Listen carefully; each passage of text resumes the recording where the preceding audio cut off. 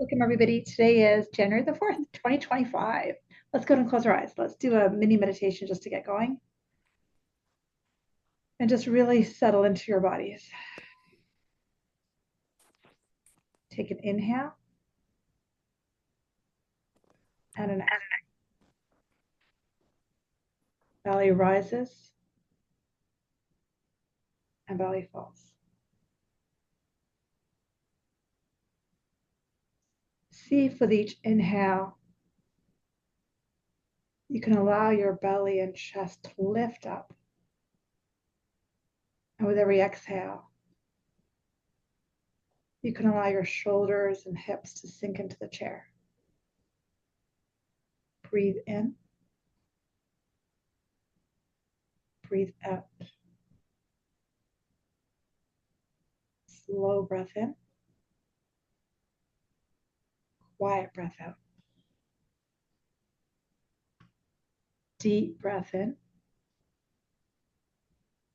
Conscious breath out.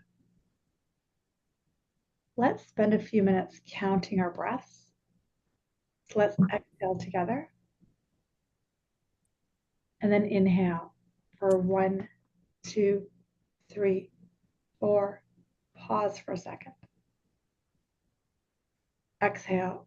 1, 2, 3, 4. Inhale. 1, 2, 3, 4. Pause and hold.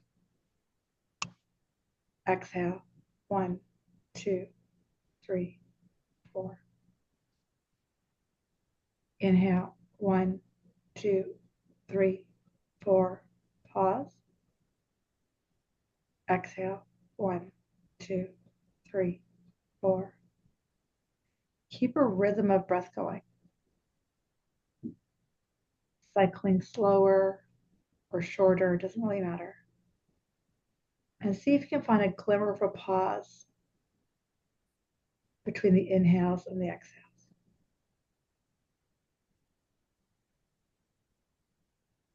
And see if you can just settle here for a few moments in silence.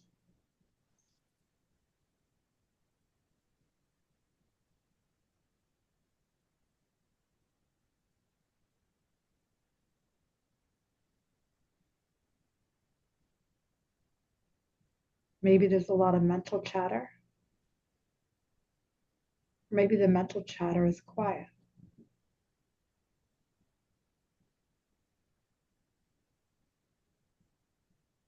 Just noticing and not making yourself right or wrong.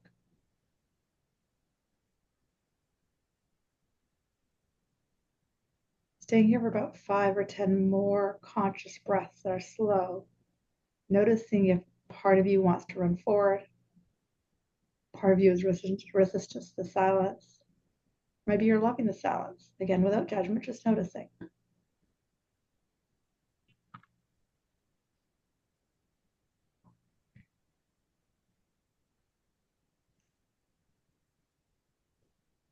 Nice. Now when you're ready, start to bring awareness back into this room, back into this moment. Gently open your eyes.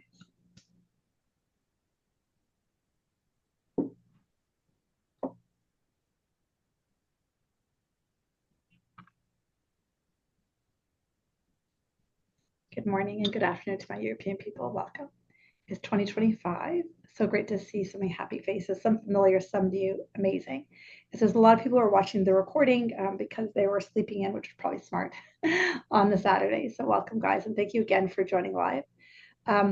When I teach these webinars, what essentially happens, whether I teach a live event or an online event, I get the guidance, a few weeks beforehand. My team puts together the emails and the stuff on social, and then I show up, and I usually have to think about what am I going to teach. I don't think, I kind of ask, what do you want me to teach? Usually the day of or the day before. So it's kind of been trickling in for a few days, and there's a couple of visuals I want to share with you. Before my teaching to be the most ideal for you to get the most out of it, the more you can share in the chat box or out loud, the more you're going to get out of it. Because when I'm prepping like a 2025 webinar, it's really about what you want to get out of 25 and then how to create that. And that's really what today's webinar is all about, how to close out 2024, but more importantly, create the life you want. And so I've got a PowerPoint presentation that I put together this morning, and it may or may not follow verbatim for depending on exactly what you guys type in, because whenever I try to teach these events, I want to make it ideal for you guys so that you get something out of it. So let's talk a bit about how we're going to set this up. Give me a second. Let me share my screen. And if you don't know, I'm not that computer literate on doing these things quickly, so just bear with me for a second. There you go. Can see that, right? Welcome to 2025. Amazing. Welcome. So Happy New Year. I think I already said that, but Happy New Year, guys. So in today's webinar, there you go, I want to give you a bit of an overview. We're going to start a bit about talking about what you want out of 2025. I'm going to tell you who I am, what I do, because some of you are brand new to me. I've got some content prepped, some great visuals that I want you to take with you, some actual core material I want to take with you. And like I said a minute ago, the more interactive you can be, the more you're going to get out of this. I'm going to coach. I'll do some intuitive readings, depending on what your questions are, of course, and Q&A. And the intuitive readings and the coaching can be throughout the content as well. But then especially at the end, if there's lots more, I'm more than happy to stick around. This might be half an hour, might be an hour, it might be 2. I'm not sure. I've got about an hour and a half, I think, kind of in my schedule, but I'm pretty open. So let's see what comes up next. Who am I? My name's Dr. Jimmy. That's what that's the name I was given at birth. A bit about my mission statement. My background is I'm a family doctor. I became a yoga teacher for about a decade in my 30s, became a family doc in my 20s. And then I came back to medicine, then opened the intuitive coaching business in my 40s and ran that for a while. And now in this decade of my life, I turned into more of what's called a spiritual teacher. So I use all my intuition, my knowledge about the body, and everything I've learned over the years in yoga and all that fun stuff I've learned to help people heal. So my mission statement is pretty simple. I provide spiritual and intuitive guidance to help people gain clarity, whether that be health, relationship, money, so that you can step into your soul mission. That's what I do. I want to get you out of your way so that you can be what you're here to be on the planet. Well, you're in your own way because that's what humans do. My vision statement. So the theory behind a vision statement is if everybody did what's in the mission statement, then what would happen? So my mission statement is if everyone did this work, then what would happen is love, joy, peace, and abundance would become the dominant vibrations of the planet. That's a bit about me. I can talk about me forever, but it's kind of boring. So 2025, let's spend some minutes talking. So I want to know, what do you want? Most importantly, I want to know what are your emotional qualities. And this is where I want you to use the chat box. We'll use the chat box multiple times today. I want you to write out what you want and why you want it. So for example, I want a car because it feels abundant or joyful or alive. I want a partner because it will help me to feel more whole or more supportive. I want a better relationship with my partner because it feels more loving. Type in the chat box, what do you guys want? And more importantly, why do you want it? So I want to hear from you guys. That will help me to direct the webinar as well. What do you want and why? And I'll give you guys a few minutes to type that in. What do you want and why do you want it? I want to be connected to source always, and therefore attract these things I've wanted for years. Is that okay? That is amazing. I love that. I love that. I want to be more financially stable to feel safe. Okay, perfect. What else do you guys want? So I'm going to write down some of these things. So emotionally, Andrea, you want to feel more in flow and more at ease. I'm going to guess based on what you said. Xenia, you want to feel safety. I want the emotions. And Andrea, if you want to write in more emotions, feel free to. I want my work-life balance to feel more fulfilled and joyful. So I'm going to write fulfillment and joyful from Karen. I'm going to write, Karina writes, I want to be more patient parent. I've got a 16-year-old. Oh man. And I want to be a more model for my kid. Okay, patience. And I'm going to write ease as well, Karina, if that's all right. Xenia wrote, I want to resolve my conflict with my ex's son. So I'm going to write peace for you, Xenia. Alana wrote, I want more financial abundance to survive and thrive. So I'm going to write thrive and abundance for you, Alana. I want happiness and love. Love that. That's easy. Okay. I want to feel my body for the direction in daily life and love. I love that. I want to get my career up and running. Beautiful, Andrea. So I can feel abundant, self-reliant. I love that. And confident. I'm just writing these emotions down. I want desire to have new connections, right, Joanna? And I want a contribution to me I just moved. Amazing. Louise writes, I want to feel unstuck. I can't fathom anything specific because I feel numb. Sorry, not the most joyful. Ah, Louise, I will take that. I will take that. So I'll just write, how about I'll write for you, Louise, more joy. Donna writes, I want to feel more connected to my spouse to help me feel more loved and safe. Okay, I need my cheat sheets. Loved. Okay, cool. I want to grow my intuition. I love that, Deb. I hear my guidance much more easily. Will grow in my peace, love, and joy. Laughter. I'll put laughter. I don't have that one down yet. Love these. I want my life to fill my life and joy. I want my relationship to be peaceful with my husband, flowing and loving. Love that. I want to stand in my power. I don't have that one down yet. I want to be the best mom I can be for my kids. Relationships deepen in connection. Beautiful. I love these. Amazing. Amazing. Okay, wait, there's more. Caroline wrote, I want more emotional intelligence and in contact, healing with my inner child and dare to be authentic and understanding of my needs. I love that. Beautiful, Caroline. Beautiful. Okay, these are amazing. Amazing. Amazing. Take a minute and close your eyes and just say amazing. Like amazing. You guys know what you want. That's amazing. That's way ahead of most people. Amazing. Take that inside. Amazing is my one of my words for this year. Just take a breath. You know what you want. Write those feelings down. Cement them in your brain.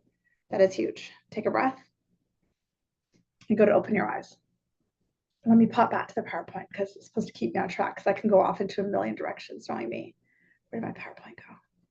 Oh, shoot. Where'd it go? Oh, Jesus. Okay, one sec. I will find it. That's funny. Okay, one sec, guys. Hold on.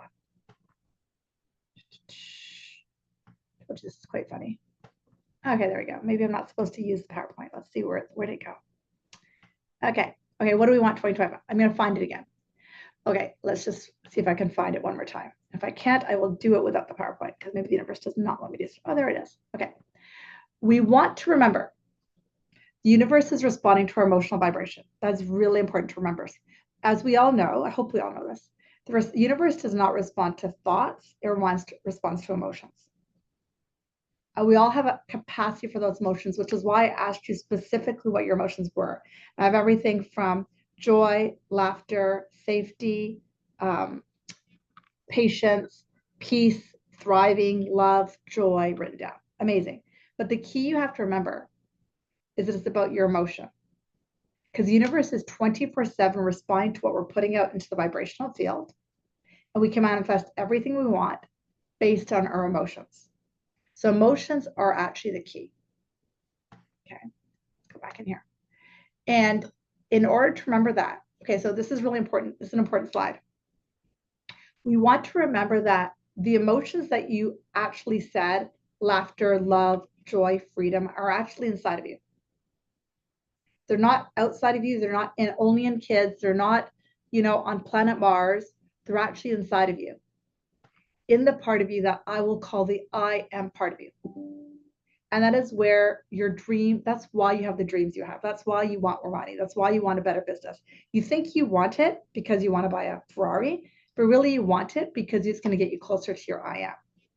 You think you want a better relationship with your partner because you want to have better sex, but really it's because you want to be closer to the I am of who you are. But before I go to the next slide, I want you to really understand everything you want or desire is actually spirit inside of you wanting that experience in life, wanting that thing, because it's going to create that emotion. And that's where the joy and the expansion of life happens, because spirit, you are not separate from spirit, and spirit wants her or his experience through your body for that experience. Hope that made sense. Let me keep going. Okay, let's have a few definitions before I go back into the slides. A few definitions.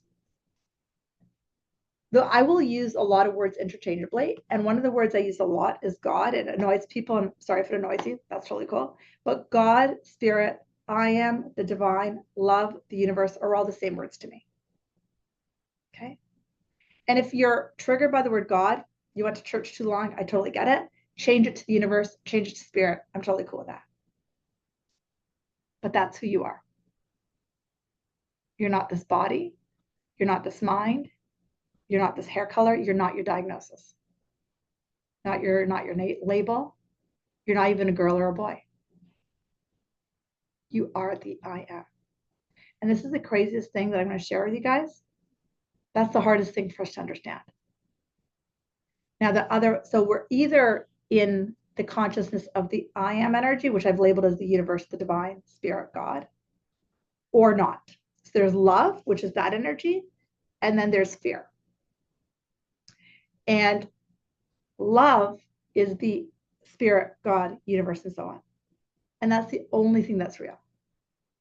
And the thing that's not real is the fear, ego, which I'll get into just a few minutes here. But the ego, and hopefully this will help some of you, especially if you guys are some of my deeper containers, I want you to use this definition of the ego. The ego is often called the separated self, the part of you that forgot that you were the I am. My other definition of the ego that I love even more is the ego is the mental construct that thinks your name is Chuck or Lydia or Louise. It's a mental construct. It's not even real. It's a mental construct. And if you didn't have a body, you'd probably believe it more.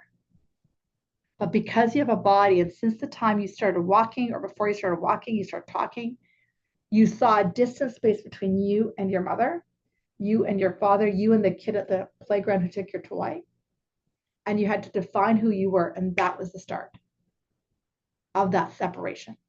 So the ego is just a mental construct. That's all it is. It's busy keeping you apart from who you truly, truly are. And that's something that I'm going to spend a lot of time on today for you to really understand. And if somehow I could press a button and delete all of the thoughts of fear, thoughts, and all that stuff that's the ego based, and just leave you in the I am, you'd be rocking. And there's a slide in a little while that's going to talk about how our greatest fear is that. And that's hard to understand. But in some of the other containers that I teach like 2 containers, the Healing Lab and Return to Self. Then I also teach retreats, which we'll talk about in a little while here. But what's really interesting to see and witness is people love to dig into their shadows. They love to talk about how their dad was mean to them. And they can go there until they're green in the face. But then when I ask them to hold the I am, the consciousness of who they are, that's harder. I'm going to swear, because you're not your fucking thoughts. You're not your story. You're not your pain. You're not your body. And when we try to just understand that microscopically, just like, oh, I am not that thought. I am. That's when we start to find massive shifts. So again, if I never see you again in your life, but you remember that principle, it will change. So if you're like, I'm a bad parent, I'm a bad parent, I'm a bad parent, I am. And that can change everything. And the ego loves the I am a bad parent, I am a bad mother, I am a bad wife. Every word you use after I am is manifestation. So don't you want a great word like, I am the divine? Yes, let's use that. I fucking rock. Let's use that. I am a creator. Oh no, I'm a bad mom. See how it works? Your choice. Got it? Each second you have choice, and that's where free will comes. And I'm going to go off on a tangent. That's not in the slides, and I tend to do this, but I'll go back to the slides, I promise. We come into the human body. So back up. Most of you know that because I'm a teacher I teach a lot of stuff from intuitive medicine, intuitive work, energy work. I'm also a student of a book called A Course in Miracles. So a lot of the teachings I use are from those many different lines. And one thing that I teach a lot about is this quote from A Course in Miracles that says, and I want you, if you haven't done this before, I want you to close your eyes and take these words into your body. I am as God created me. I'm going to repeat that 5 times, and I want you to take it into your body. I am as God created me. I am as God created me. I am as love created me. I am as spirit created me. I am. Just let that like filter into your body for a few minutes. I am. I am. Take a few breaths. And when you're ready, go and open up your eyes and let me know how you're feeling. Use the chat box and let me know how that felt for you to take that in. I am curious, writes Karina. Love that. I'll take curious. What else did you guys notice? Reassuring, wrote Andrea. Expansive, wrote Deborah. Very light. Joyful. Soothed. Calmer. Love. Complete. Confident. Calm. Free. And belonging. I am shaking, really sad. Got it, yeah. Expanded. All these are normal. Okay, I'm going to tell you, struggling to connect today. Beautiful, Andrea. Yeah, every day is a little different. I'm going to take you into a mini meditation, but I want to take you into a visual too. So let's go and close your eyes for a few minutes. Take a few slow breaths in and a long, slow breath out. Take a deep breath in and a quiet breath out. Simply breathe. Feel the expansion of the inhale and a softening in the exhale. Inviting yourself into a beautiful place in nature. Maybe it's a place you visit often, or a place from fairy tales. The most important thing about this place is that there is safety, there is comfort, there is quiet, there is relaxation. Just breathe. Look around you. What do you see? Is there a waterfall or trees or plants or animals? What do you see? And just breathe. Look at the colors. What does the sky look like? Just breathe.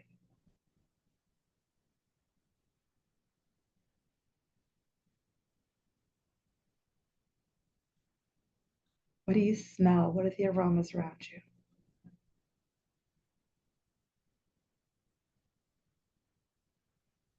What does the air feel like as it glistens against your skin as you breathe in your safe and comfortable place? Notice yourself in this picture. How old are you or how young are you? Maybe notice what you're wearing as you breathe. Now, once you're in your safe and comfortable place, you see someone or something around you. This is your wise guide, your higher self. Welcome them in. You, on average, have 1, 2, 3, 4 main wise guides. You don't need to know who they are, what they look like. It doesn't matter. You don't need to know their names. Just welcome them in. Now, some of you will automatically see them. Most of you will sense their love, their connection. Some of you can hear them. But just be present. There you go. There, they're there. Your mind might think you're making it up, but you're not. Just be present for them. And breathe. Now, behind your wise guide is what's called all of the archangels and the ancestors. First, we'll bring your ancestors. The ancestors are your deceased loved ones, your grandmothers, your uncles, your great-grandparents. Some you knew, some you didn't know. Bring them in. There you go. There. Just feel, there you go. Feel the support. Beautiful. And now behind them, we'll bring in what's called the archangel realm. People often think of it like Archangel Michael, Raphael. You don't need to know who these energies are. They can be someone you believe in, like Jesus Christ or Buddha, Muhammad, Lord Krishna, whoever you believe in, bring them in. And just keep breathing. Take 5 more breaths. There you go. There. Let them come closer to you. Feel that in your physical body, your mental body, your emotional body. And lastly, bring in the Divine Mother. I want you to imagine one of the faces of the Divine Mother, even if you do not know what she looks like, steps forward and connects with you eye to eye. There you go. Good. And just imagine yourself seeing the power, the wisdom, the love, and the strength that is in you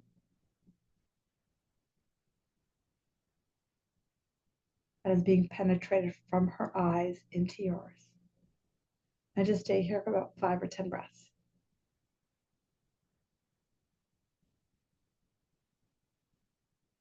The power, the wisdom,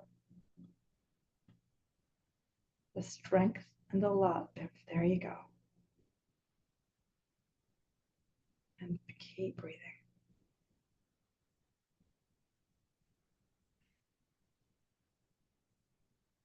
And before you come back, take a moment to really feel these energies, even if your mind thinks you're making it up. And thank them for their presence. And I want you to imagine, especially for the rest of the time that we're together, that this is what's called your divine support team. So your divine support team is connected with everybody else's divine support team in this group. And then those energies are connected to mine. And that's the energy with which I'm going to run this class. Take a few breaths. And then when you're ready, go ahead and open up your eyes.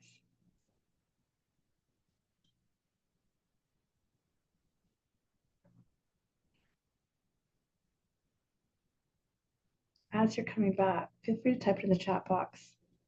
What it is you experienced, felt, didn't feel, sensed, heard, knowed, all of that stuff. Just type it in the chat box. I'll give you guys a few minutes. What happened for you as we did that? Something, nothing, a lot, tears. What did you feel?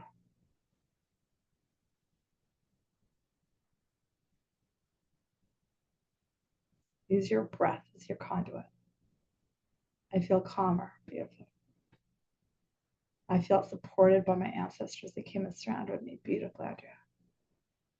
Very visual. A feeling of being home and loved. Feeling surrendered. Beautiful. Hard to connect, difficult to feel. Some days are like that, Deb. Totally normal. Waves of energy flow with some of them as they entered. I felt held and teary. At first, I was crying, hunched over, became still, connected, and straight and supported and relaxed. I got caught up that this was my imagination, not real. We all do that, Karina. Totally normal. Felt calm. Beautiful. Amazing. If you're open to a visual, I'm a very visual teacher. I felt supported and visually, and I could see them so much more light. Nice, Joanne. Now, guys, please remember there's no right or wrong. So if you're like, Karina got that and I didn't get that, or why did Alana get that and I feel like I suck, that's just the ego.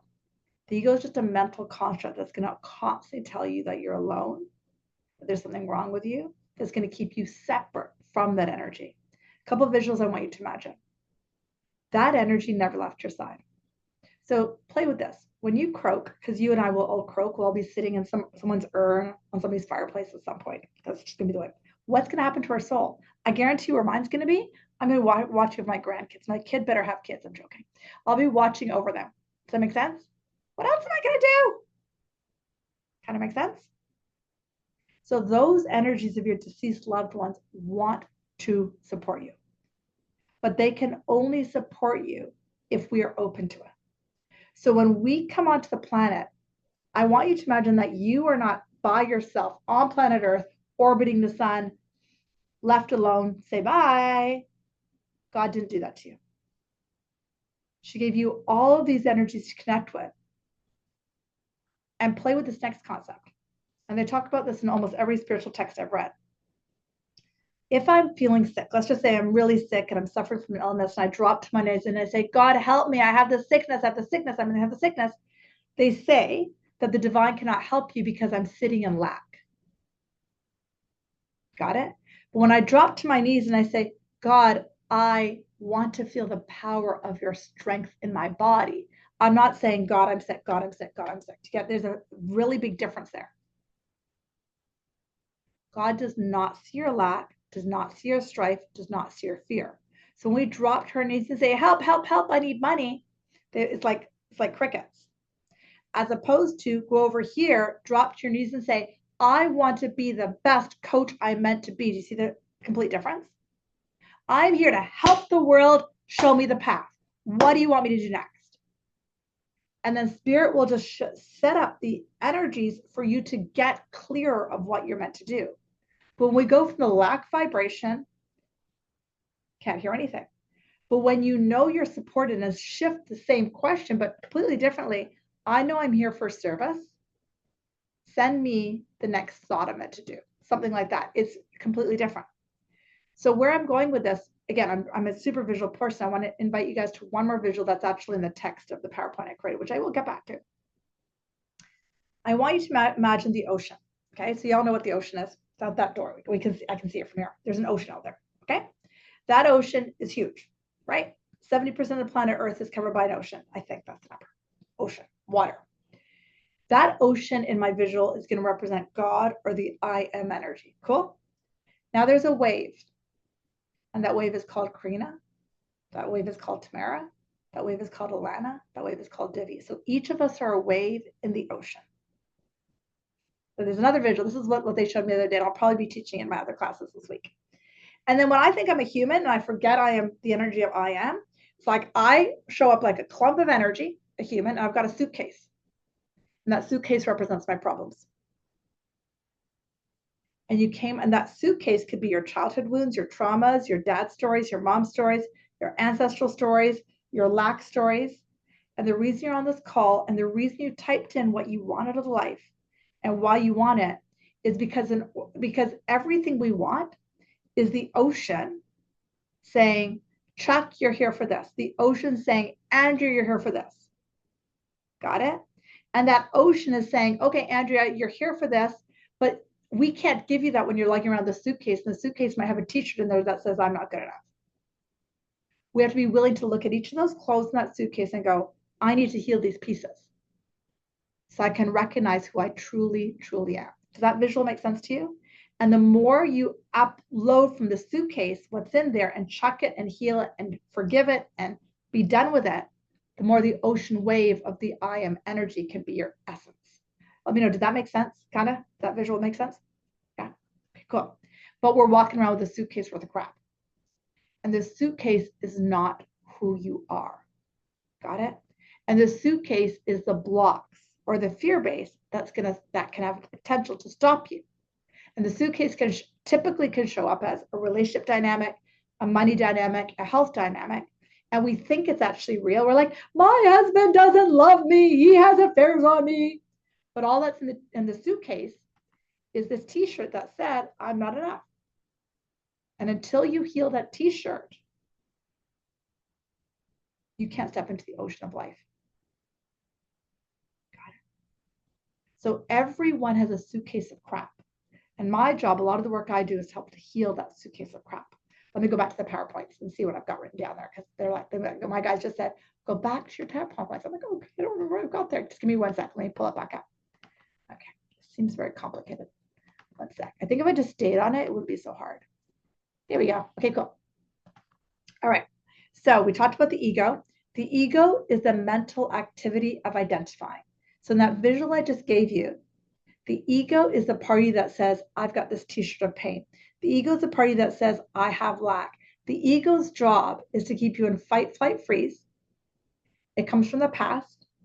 It keeps you afraid in the future, and it keeps you stuck. And it's actually that simple. That's the ego's job. But that's not who you are, because who you are is the I am. That's the messed up thing. So Let's go to the next slide. The I am is talking to you. And that's what you typed in the chat box. That part of you is speaking to you. That part of you is saying, you are here for XYZ. And the messed up thing is we come onto the planet, pick up this suitcase of stuff, some from our ancestors, some from our moms and dads, from our childhood. And our work to have a joyful life, emotional, spiritual development, is to heal that suitcase so we can step into the ocean of what we're here for. And in some ways, that visual is very simple, but the hard part is identifying what's in the suitcase. But here's the flip side. What you're actually living is not your dreams, or else you would be on this call. And the fact of the matter is, most of us don't experience our dreams because we're stuck in that cycle of pain. Like a few of you said when you typed at the beginning, you're in that stuck place. And I'm sorry to boost your Nears bubble, but that's the bottom line. And without deliberate commitment and action, the ego is going to win. And I've been teaching this stuff for way too long. I just know how it works. Why does the ego win? Because it's faster and it wants to be right. The ego wants to tell you that you're alone. The ego wants to tell you that you can't heal. The ego wants to tell you that it's not safe. The ego wants you to tell you that this bad thing happened. And it sits in the subconscious, unconscious, sometimes conscious. And that's why January of 2026 has the potential to be exactly the same as now, until you start to take out what's in the t-shirts of your body, in your suitcase. Until you start doing that, the ego is going to win. I've got a 5-step process I'm going to go through briefly with you, and I'll tell you more about how we can dive into this at the end. But I'm a huge student of A Course in Miracles, and the key word is a miracle. Every single one of us have access to miracles. In fact, the Course in Miracles teaches us that if miracles are not happening, something wrong is occurring. And because the material I teach is pretty vast, I try to summarize it into like little words. So I put into Sprite for this webinar, and some of you are in my 2024 webinar, you might have seen this. S stands for story. We all have a story. One of my stories is I can't do it because I'm a brown woman. We all have a story. And what that does for me, then it creates pain. So S stands for story, P stands for pain. The pain for me in that story is it makes me feel like a loser. It makes me feel like I'm not enough. It makes me feel sad. It makes me feel angry. And then R stands for release, releasing that story. And I'll go into these in a bit more. Releasing that story. Now, most humans stay stuck in S and P. They kind of know their story, and they're stuck in their pain, and they keep looping. Some people are good at releasing their story. They're good at screaming. They're good at crying. But most humans stay in S, P, and R. Story, pain, release. But they'll just stay stuck there. Most humans never go to I. I stands for I am. The I am. The divine. And then what I do for work is I teach people tools and techniques to move from their story and their pain to their I am. And the more often you do that, the more often you experience miracles. And that's how this works. But if you're not willing, if you want to stay in your story and your pain, I can't help. If you say, I am ready to release it, I can help.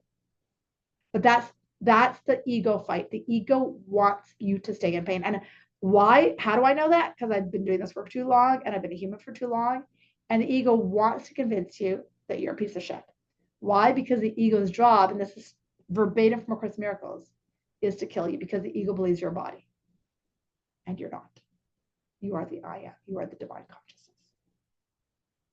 And in order to step into your miracle experience, you have to be willing to exercise the tools and techniques to give up the pain. I'm going to jump forward a little bit here. So we talked a bit about this. The story is basically the story. Men are always mean to me. Women don't like me. So whatever the story is. Now let's jump to pain, because that's more important. This is really important. This is a really important part of the class today. I want to know what your pain is, and use the chat box. And the biggest thing is, what is the impact? What is the impact you're experiencing?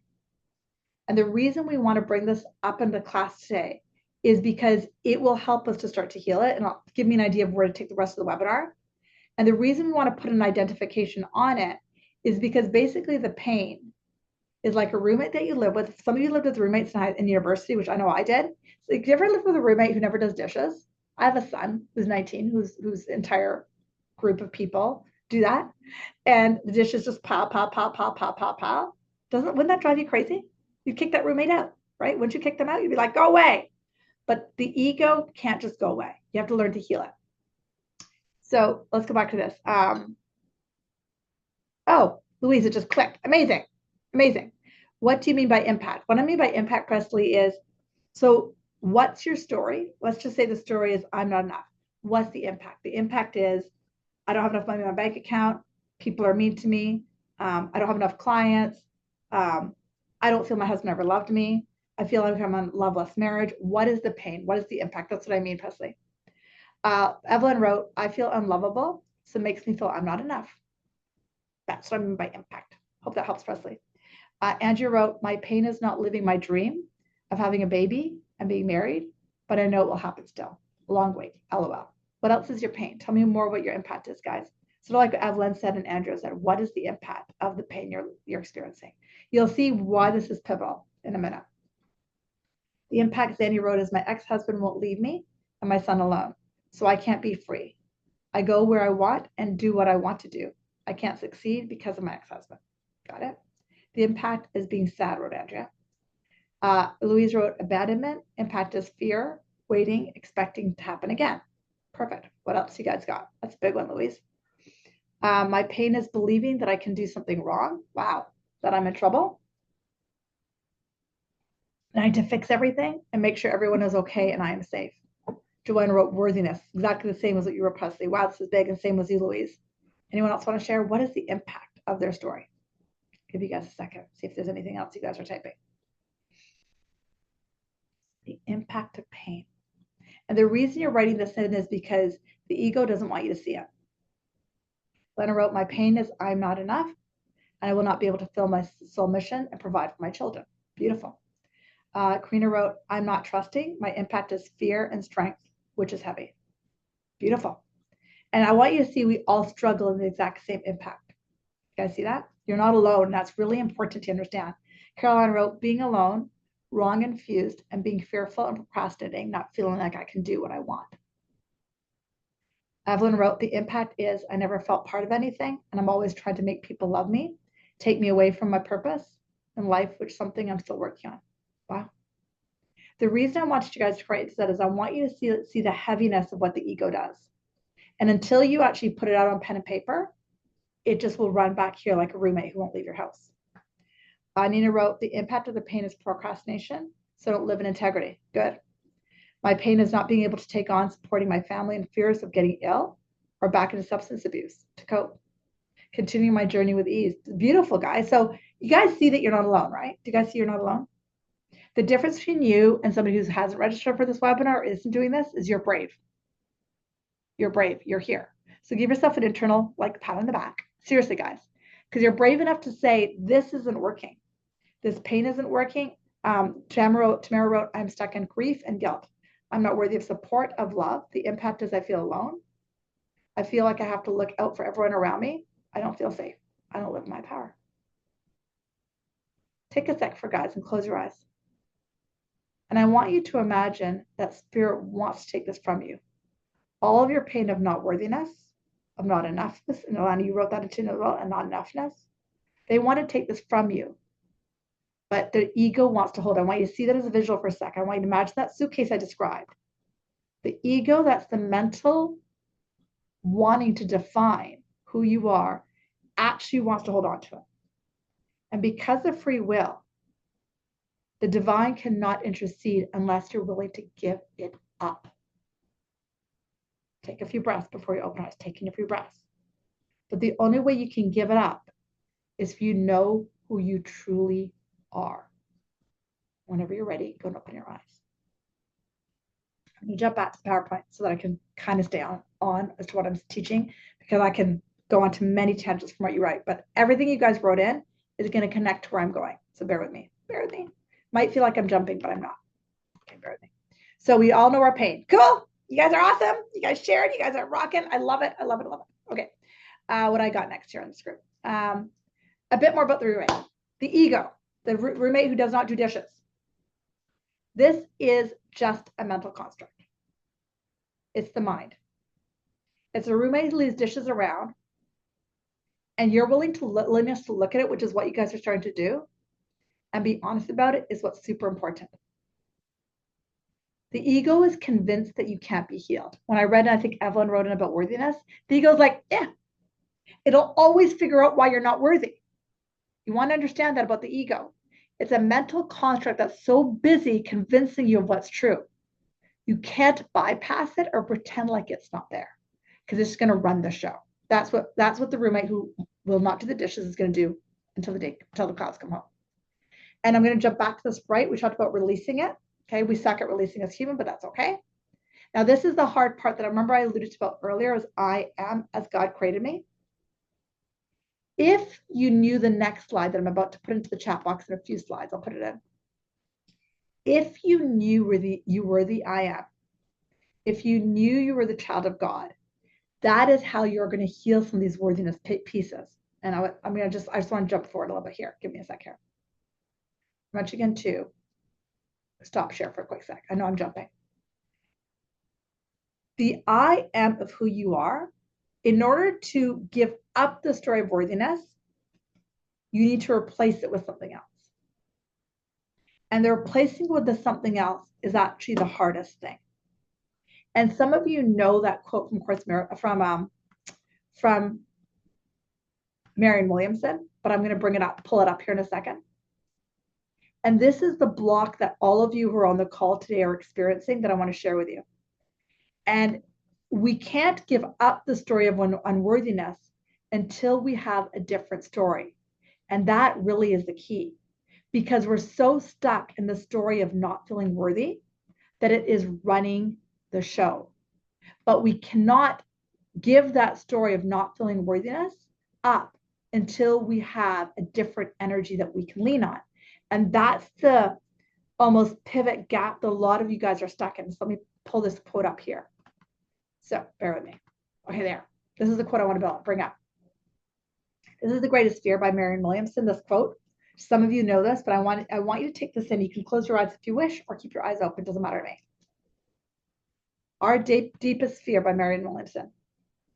Our deepest fear is that we are powerful beyond measure. Take that into your body, guys. It is our light, not our darkness, that most frightens us. We ask ourselves, who am I to be brilliant, gorgeous, talented, and flexible, and fabulous? Actually, who are you not to be? You are a child of God. Your playing small does not serve the world. There is nothing enlightened about shrinking so that other people won't feel insecure around you. We are born to manifest the glory of God that is within us. It is not just in some of us, it is in everyone. And as we let our own light shine, we unconsciously give other people permission to do the same. As we are liberated from our own fear, our presence automatically liberates others. Take that in from me in a few minutes. Your fear is the I am. That is the issue. The fear that we have can show up as this worthiness piece and all these pieces you guys talked about. But the fear is actually the unwillingness to hold the I am of who you are. That I am of who you are is actually your truth. The I am of who you are is what makes you you. I'm going to stay on the slides for a sec before I jump back to open up to Q&A and questions and coaching in a second. And going back to the sprite thing I was talking about, the tools that I teach people is about moving you from your crazy ego thought-based system to the divine thought-based system. If you don't have those tools, you'll stay stuck in the ego because the ego just loves it. It loves it. And the ego's not wrong. It's just part of us. It's a mental construct. And that's how we experience miracles. Miracles are natural. And when they're not occurring, something is wrong. There's no such thing as a big or a small miracle. Just keeping that in mind. And are you ready for miracles? Because really, it's our willingness or not willingness to step into the divine I am. That's the whole thing. And I want to jump forward. So I'm going to spend a minute talking about the divine mother. And then I'm going to open to Q&As.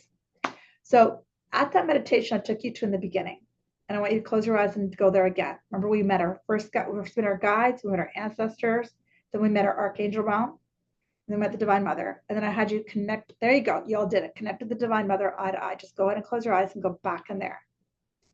And feel the Divine Mother's eyes penetrating yours. Just stay there, please. Stay. And breathe. I want you to pay attention to everything that's happening into your physical body.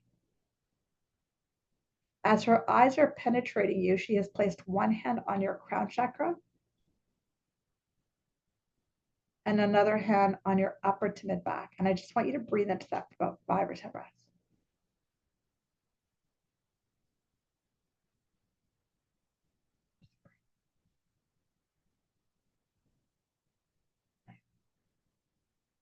And when you're ready, go and open your eyes. Let me know in the chat box what you experienced when you did that. How was that? How did that feel? And I'm going to loop it back to everything I've just been teaching. What did you feel as you did that?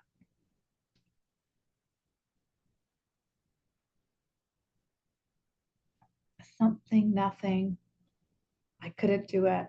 I didn't feel her. I did feel her. I did see it. Karina wrote she felt relaxed. I felt peaceful and strong. I felt a pressure on the top of my back, behind my neck. And I dropped and I felt relaxed. I felt light. Give you guys a second. I slightly relaxed. Beautiful. Something unblocked. Beautiful. Give you guys a second. What else did you see, sense, or experience? I felt lighter and supported. I felt a feeling of letting go. I felt like I don't know why I didn't feel anything. Beautiful, Evelyn. I love that. I felt released and tired. Gorgeous. I'll come back to the I don't know why I didn't feel anything in a minute because you did. Evelyn, in fact, they were circling you when I was teaching it. They were circling you. Nothing, there wasn't like nothing wrong. A lot of us don't know what, who, where, who, what with the Divine Mother is. And she is an energy of power. And read Tamara's comment before I come back and finish that. Tamara wrote, I was stuck trying to figure out what she looked like, what her eyes were. But once I let go, of her needing to be human, I could feel support and calm. That's bang on Tamara. So why I brought in the Divine Mother? 99.9% of our pain, whether we be female or male, is lack of understanding her. How many of us in the class here have had pregnancy, have had children? Hands up, just so I can see your guys' faces. Okay, you guys do know the miracle of having a child, right? Like 10 fingers and 10 toes, a stomach and abdomen and eyes and noses grew inside of you. That's pretty fucking miraculous. A male has a physiological male with a penis has masculine and feminine. A person with the body of a vagina has masculine and feminine. Most women on the planet have more masculine. Okay. If you talk to me, I always jokingly say, I am literally 50% male. You get into medical school when you're 19, you're a guy. Does that make sense? Like I can go like this. Does that make sense? But the mother energy, the divine mother energy, most of us know that there's a flip on the planet to the feminine. And the feminine is how we are going to heal all of your stories. All of them. Because the only reason, Evelyn, that we feel unworthy is because we feel like we're less than for some dumb, God-forsaken reason. And most of us feel less than because we are taught that. And if you have a vagina in this incarnation, I would never say it's deeper than a male. It's just different. And the reason that this is occurring is because some of your brains want to know. We all know because it's the influence of patriarchy. That's not about making men wrong, but that influence and the patriarchy, the effect on men is, I have to go get a job. I have to support this woman. I have to support this family. And then they're out there creating like the masculine way. But that's not, when the world lost the mother and the feminine, until we embrace her, we can't heal any of the pain you went through that you guys have typed in. I want to check in before I keep going. Is this making any sense to your guys' brain? I want to check in. Is this kind of making sense to your brain? Like thumbs up, kind of yes, no? Okay, thanks. Okay. So the mother energy, COVID, what was that, 2020, 4 years ago? If anyone came to any of my events last year, I know Chuck was there, a couple of other you guys were there. She took over every event I ran last year. I had no choice. She would walk into the room energetically and say, do this, do this, do this, do this. And I'm like, okay. And when people experience her, that's when things change. Got it. And it's our willingness to experience her that is the key. The willingness to give up this body, to say, this is not who I am, but this. Exactly what Deborah wrote. She wrote, I am crying, it is real, in capital letters. But that pivot from the ego consciousness that says we're less than to knowing that we are whole is the work I teach. But the reason we're stuck in these stories is because if we don't experience her, we can't give up these stories. In fact, in the I Am Discourses by Saint Germain, he talks about if you're just, let's just say you've understood forgiveness, you did my forgiveness challenge on school the other day, and you're like, okay, I'm forgiving her, forgiving her. If you don't bring in the I am of forgiveness, which I talked about as the Holy Spirit, that energy, you will keep your unworthiness alive. You can't give it to her. Does that make sense? So it's the non-physical energy that helps us to give up these stories. But if we are trying to figure it out ourselves, then we're not relaxed into it. So all the work I teach people is how to embrace the non-physical, give up the ego constructs. So because when the non-physical enters, then those feelings that you talked about at the beginning of joy and love and peace and ease that you want, that's where miracles occur. Got it? I'm going to take you to one more meditation before I open up to questions, Q&A, and coaching, and all the stuff. So go and close your eyes. And take a few breaths. And I want you to invite in the energies that we went to earlier. The energies of your higher self, the energies of your divine support team, your guides, your angels, your ancestors. Bring them all in and breathe. And welcome in the Divine Mother. And imagine, if you will, that she has placed an altar in your heart. And I want you to place on that altar all the thoughts that say you're not worthy, you're not enough, I've done something wrong. And I want you to say in your mind's eye, forgiveness, set me free from this. And just keep breathing. Forgiveness, set me and everyone free.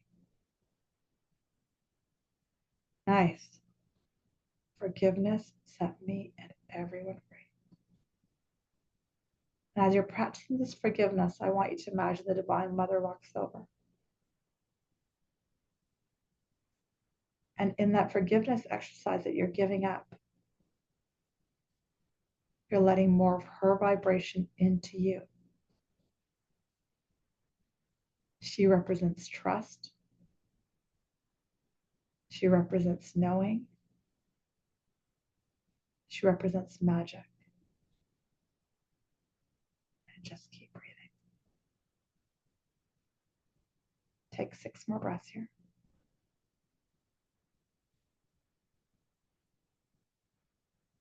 And then when you're ready, go to open up your eyes and let me know how you're doing.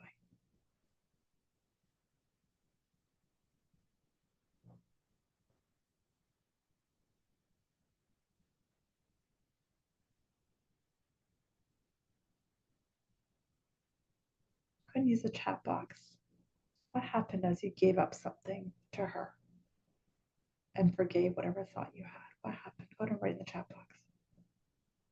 What occurred in that meditation? I'll give you guys a minute.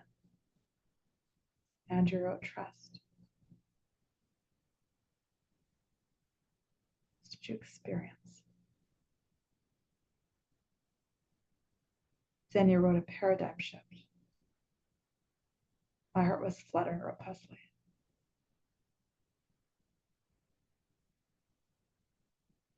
It's the willingness to give up the story, the willingness to give up that roommate in your brain that you think is true. And my ancestors to do their job helping me. I love that. Trust, wrote Karen. Deborah wrote, I cried more. I felt the release of a lot of deep pain.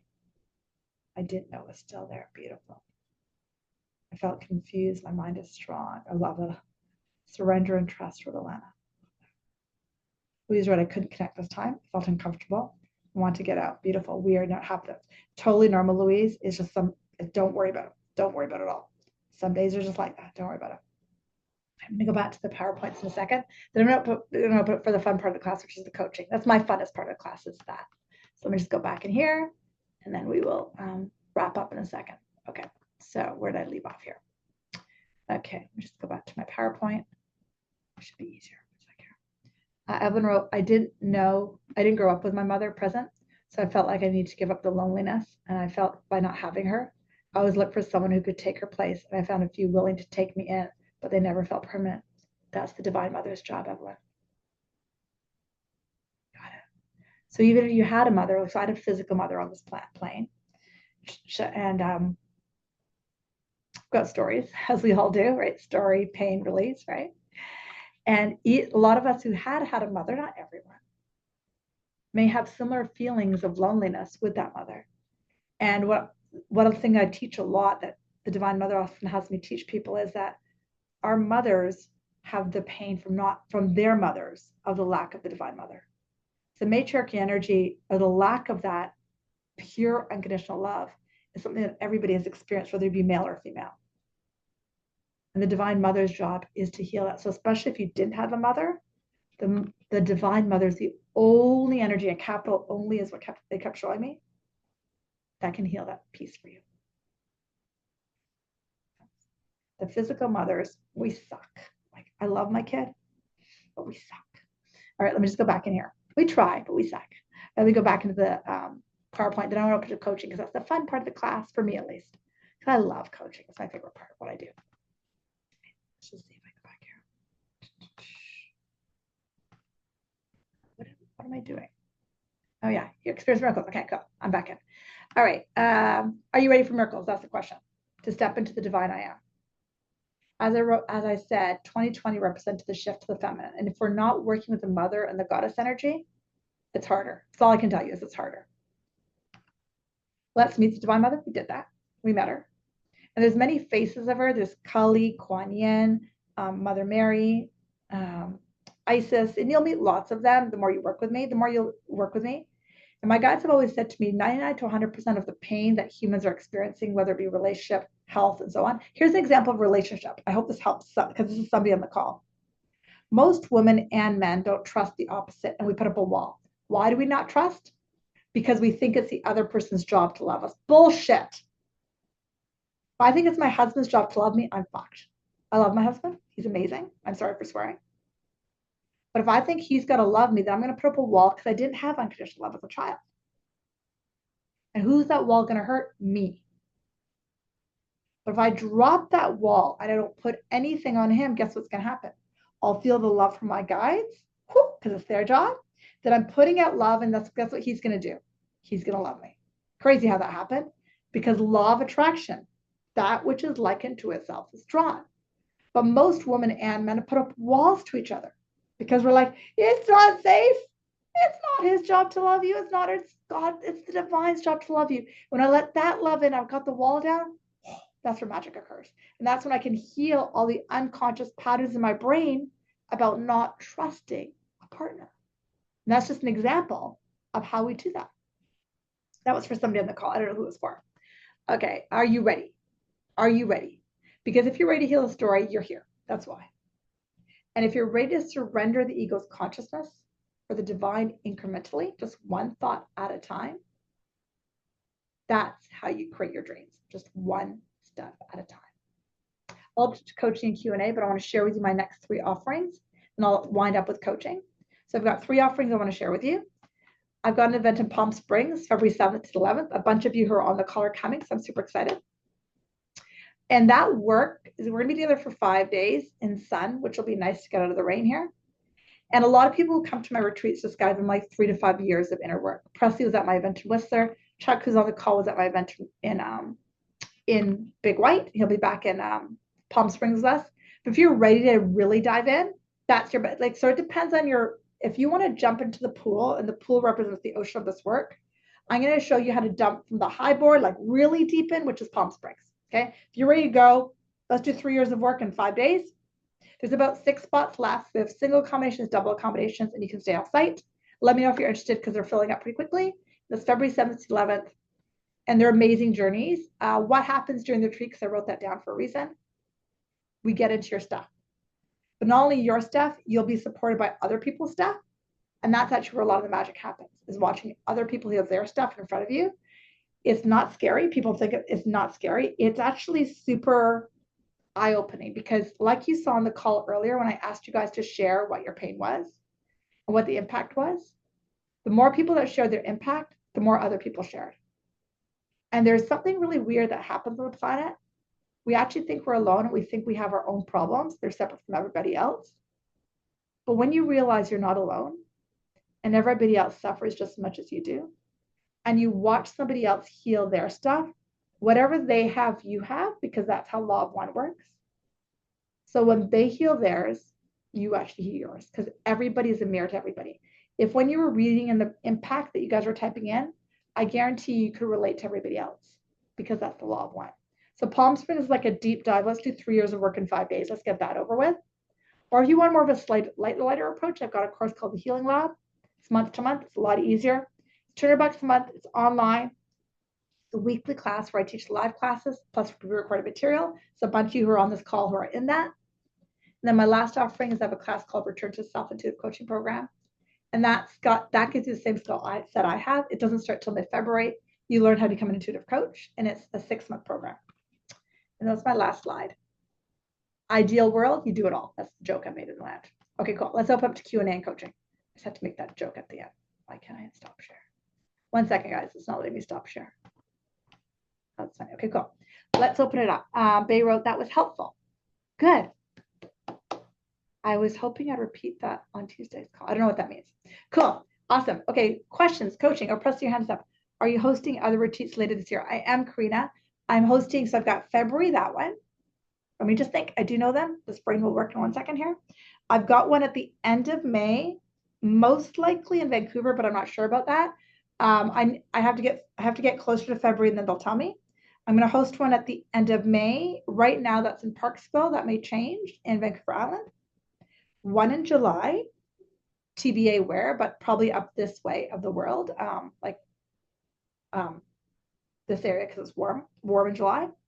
I'm not sure where March is going to be. And then September will probably be Whistler again. November will be somewhere sunny. But I need to see how Palm Springs go if it's hot enough for me. Parksville is May. Yes, Tamara. Parksville is May. I didn't write my calendar. I think it's May 25th that weekend. Just give me 20 seconds. I can tell you. I didn't put them on my website yet because what happens is I get these hits. I'm pretty sure it's May 24th, 5th, 6th. I'm pretty sure. What happens for me, Tamara, I hope this is my guides will tell me you're doing this. I'm like, okay. Andrew wrote, this is a one-off, but I'm going to go for it. Can I ask you, your guides, about Jag and me romantically?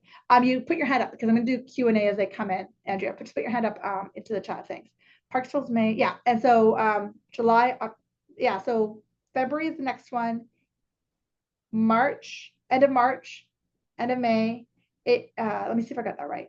Yeah, April is Return to Self weekend. Yeah, this is right. That's right. Then July. Yeah, that's right. And then September, November. Cool. Amazing. Let's open to questions. Anything else? Okay. Presley, let's start with you. Hey, Presley.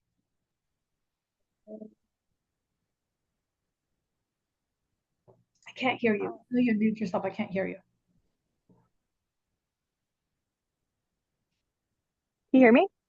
You're good. My headphones messed up. Today, actually, it's been really fucking hard since the whole thing with Kristen. Things got worse, like I knew they would. Um, and now I'm fighting with my cousin Okay. and her, and then I had to block them both. Okay. And like that's not, I've never done it before. So it's really solidifying like where things are going. Okay. Um, her her message to me after I was just standing my ground and saying that you're being fucking rude to me, man. Yeah. Turned out really nasty and like hurtful. Like she was out to hurt me, like and my brain is just like attaching to it, Got it. right? Like so I like every day I'm working really hard to shift it. And then I can like in the evening, like I'm moving through it. Um but since it's happened, I've noticed that like Coulter's been super distant from me. And I don't feel like supported where like Kristen's being fucking ridiculous and Jeremy's like supporting her. But Coulter didn't want to hear anything. He didn't want to read any of the messages. He didn't want to like he just didn't want any part of it, but it felt like you don't want me. Got it. So you're not like he would just get mad at me. So it's been like hard at home because I'm like, oh fuck, like I really fucked this up. And now Coulter's really mad at me. And but I didn't do anything wrong. Like I know that. But so it's been hard, like just trying to shift it and be happy and like do things with the kids. Like it's still holidays and stuff, but he's um he's fucking shut down. Like he is so shut down. And I'm like, what's going on? Like talk to me. And and then like I've had like a few like moments where I'm like, God, like I just need somebody to talk to. I just need to talk to somebody. And I thought I can do that with him, but it's not working. So then last night he shifted, like he went to work and then he came home a different like different and I'm like, well, like did you talk to somebody? Like what's going on? And he just said, I don't know what happened or whatever. And then it was fine. And but then before we went to bed, he was back to like cold and glaring at me. So then I was like, we were trying to talk about it or whatever, and it he said like it came out in the conversation that he's empty right now. He has nothing to give to me right now, and I don't understand how that happened. And then he said tried to kill himself this one time that he was gonna write "I hate you" on a piece of paper and stick it to himself so that I could find him like that because I apparently hurt him when when he was going through what I'm going through a few years ago. I just didn't understand what he was going through. So I wasn't like supportive. And I've apologized before about it. And then again last night I was apologizing, but it's like he hates me right now. Like he hates me. It's like he's trying to do what I did to him, but I didn't even know. So I just feel really like I just don't know what's going on and what to do. Take a few breaths. I know Presley's story. I'm just going to share for them before I start coaching you. Presley's in my healing lab, and so I've just sort of been watching her stand up for herself for some stuff that's going on in her community, just so they have an idea before I start coaching you. You okay cool with that? So, Presley, can you bring in the Divine Mother and give her the pain that you did something wrong? Give her that. But Give her that pain. Keep, because it's all in your solar plexus, it's in your neck too, Yeah.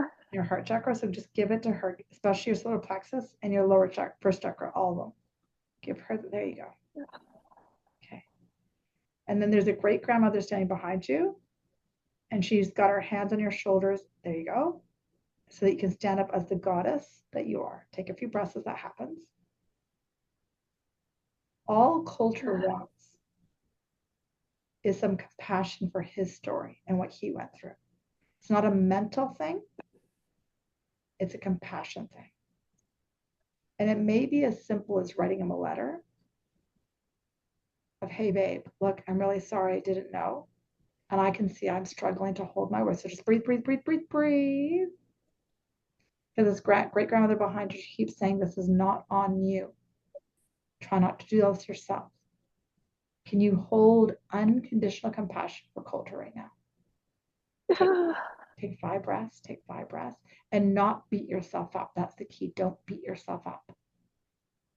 Don't beat, there you go. Please don't beat yourself up. Remember, I'm not my thoughts. I'm not my thoughts. All he wants is some compassion for you for what he went through.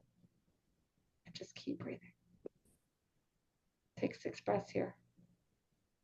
And then when you're ready, go and open your eyes. How are you doing, hon? There's 2 other things I need to say. So the other part of it is, here's your cousins or whatever, when my haircut is, okay? Yeah. They're doing these things to you.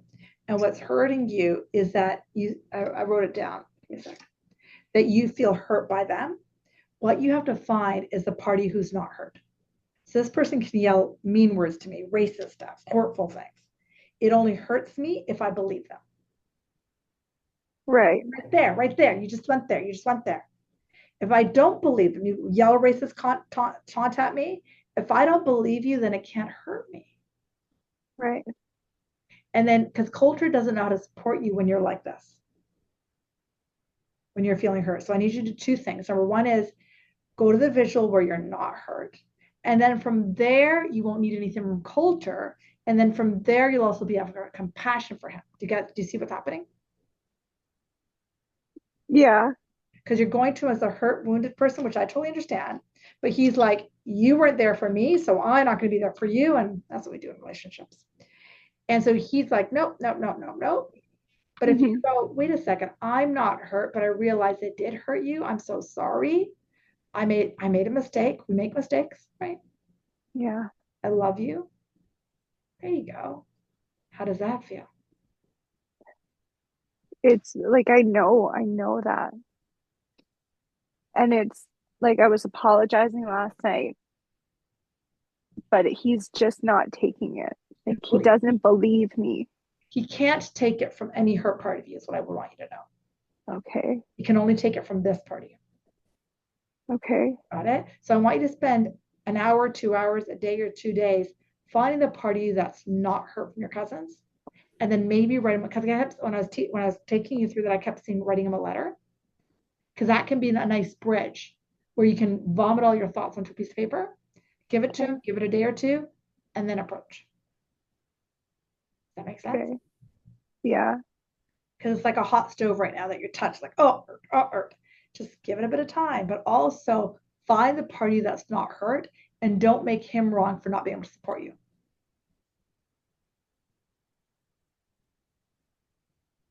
Make sense? It makes sense. I'm like, I just feel like I'm stuck in the loop of he can't support me, so I need to find somebody else that can fucking talk to me about this. But our calls are so far apart that like, and I don't want to be gossiping. That's the loop that I keep getting stuck in. I'm glad you see that. That's huge. So what you want to do is just journal like crazy, because I know you're very good at journaling. Write this out and go, okay, no, the truth of the matter is that I can find my own inner strength. And that's where the wobble is for you right now. The inner strength. Your own inner strength. Got it? So when you're not feeling innerly strong and you go to him, And because you weren't quote unquote there from before, of course he's going to turn on you. It's like what anyone would do. I got to find my inner strength. I have to, from that place, apologize. I made a mistake a few years ago. I'm so sorry. I realized that da da da. But it's that's the but what where your wobble is you can't seem to find that strength, which I know I've seen in you, Presley. I've seen you over the last 6 months. I can see. I know you've got it How come I'm just so like, why can't I get it? because you believe the story. So the last four Course Miracles today actually is nothing I think is real. I think this is a water cup. That's what the ego says it is. I think this is a cup. That's what the ego says it is. I think this is an iPhone. But then I put all the labels there. You've got a label on, I have to be a good person. And I must be a bad person because this is what my cousin thinks. And that's where you're stuck. I am. To get it? And that's what needs to be forgiven. I when you were talking, it's like I've just been forgiving, like, and trying to like feel it in my body. And then I'm asking for like compassion because like I know that's fucked up, like that I think like that, but I'm not putting in the other thought. That's what that's I'm so glad you're seeing that because that's a very common almost like skip point that people make is they don't put in the new thoughts and then nothing works. Yeah. Right? And like when I did it the last time, like I've really shifted the whole guilty mom I know thing. you have. I know you have. When I read it. Is there, I need a pen. Is there a thing? The thing you need to do is ask the Divine Mother to step into you. That's why your great grandmother came in. She said, let her in. You have to let that higher power strength. So, like Saint Germain says in that book, in I Am Discourse, says you can't access forgiveness without the I am forgiveness part of you. So the I am strong part of me, the I am female part of me. Right now, you're trying to access forgiveness from the I am hurt part of me. I did something wrong part of me. Yeah. You just got that. When it's the I am, right? And this is the hard part. If you've been taught that you sinned or made a mistake or you're wrong, you can't break out of that spin. It's Yeah. the new version of yourself. Do you remember when Coulter and Whistler found that part of himself? It was like, I remember this moment like it was yesterday. Coulter Presley read a retreat I taught in Whistler, and they actually got remarried up there. It was super cute. Where he stepped out of his stories, his eyes lightened up, and it was like he was a new man. He stepped Yeah. out of his pain. There, right there. It's all in your mid back. Step there. You keep stepping out of it. Yeah. Yeah, there It you was, I was so like, just didn't know what he wanted last night. I didn't understand. I'm like, are you leaving me right now? Like, is that what you're doing? get it. I get it. And what I want you to do, hon, is I want you to step out of this pain and go to that. That's why your great grandmother came in and hold her in you, write him a beautiful letter and apologize and say, look, I didn't know. I'm so sorry. I can see what you're going through. And I'm sorry. And from that place, it's going to shift. Okay. And tell him to text me, please. Okay. I will. I will. Okay. If he doesn't come out of the loop, tell him to text me. He'll come out, though. I know that. He'll come out. Okay. I will.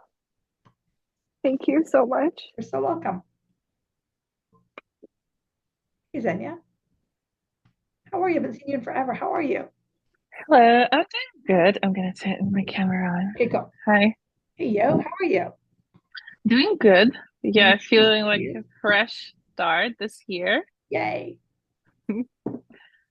And I'm gonna be quick with my question. I kind of like to theme it around like the New Year topic.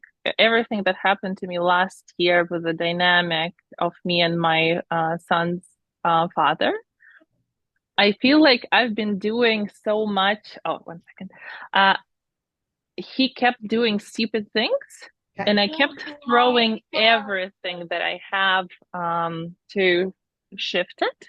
Okay. Like money, lawyers, sports, like all my time. And what I ended up with, like as before, was the result was slightly worse than what I had before. Okay. So I kind of at the point where I officially and he does things that it's impossible to react to, like moving an hour and a half away from me, doing like lots and lots of little things and big things. And I'm like, I think in the most, like in the best way possible, I'm ready to give up, I think. Okay. Yeah. And so is this the right approach? Because I feel like there is like a lot of shifts already, and I feel it's lighter. It's like not even half as intense that it was before. 3 years ago, we just started fighting. Right. And for context, it's just like, oh, we share custody. I have a 3-year-old son, and we share custody with my ex-husband who does irrational things. He told me yesterday he hired a private investigator to follow my mom. And then he steals my stuff all the time when he picks our son. So lots things like that.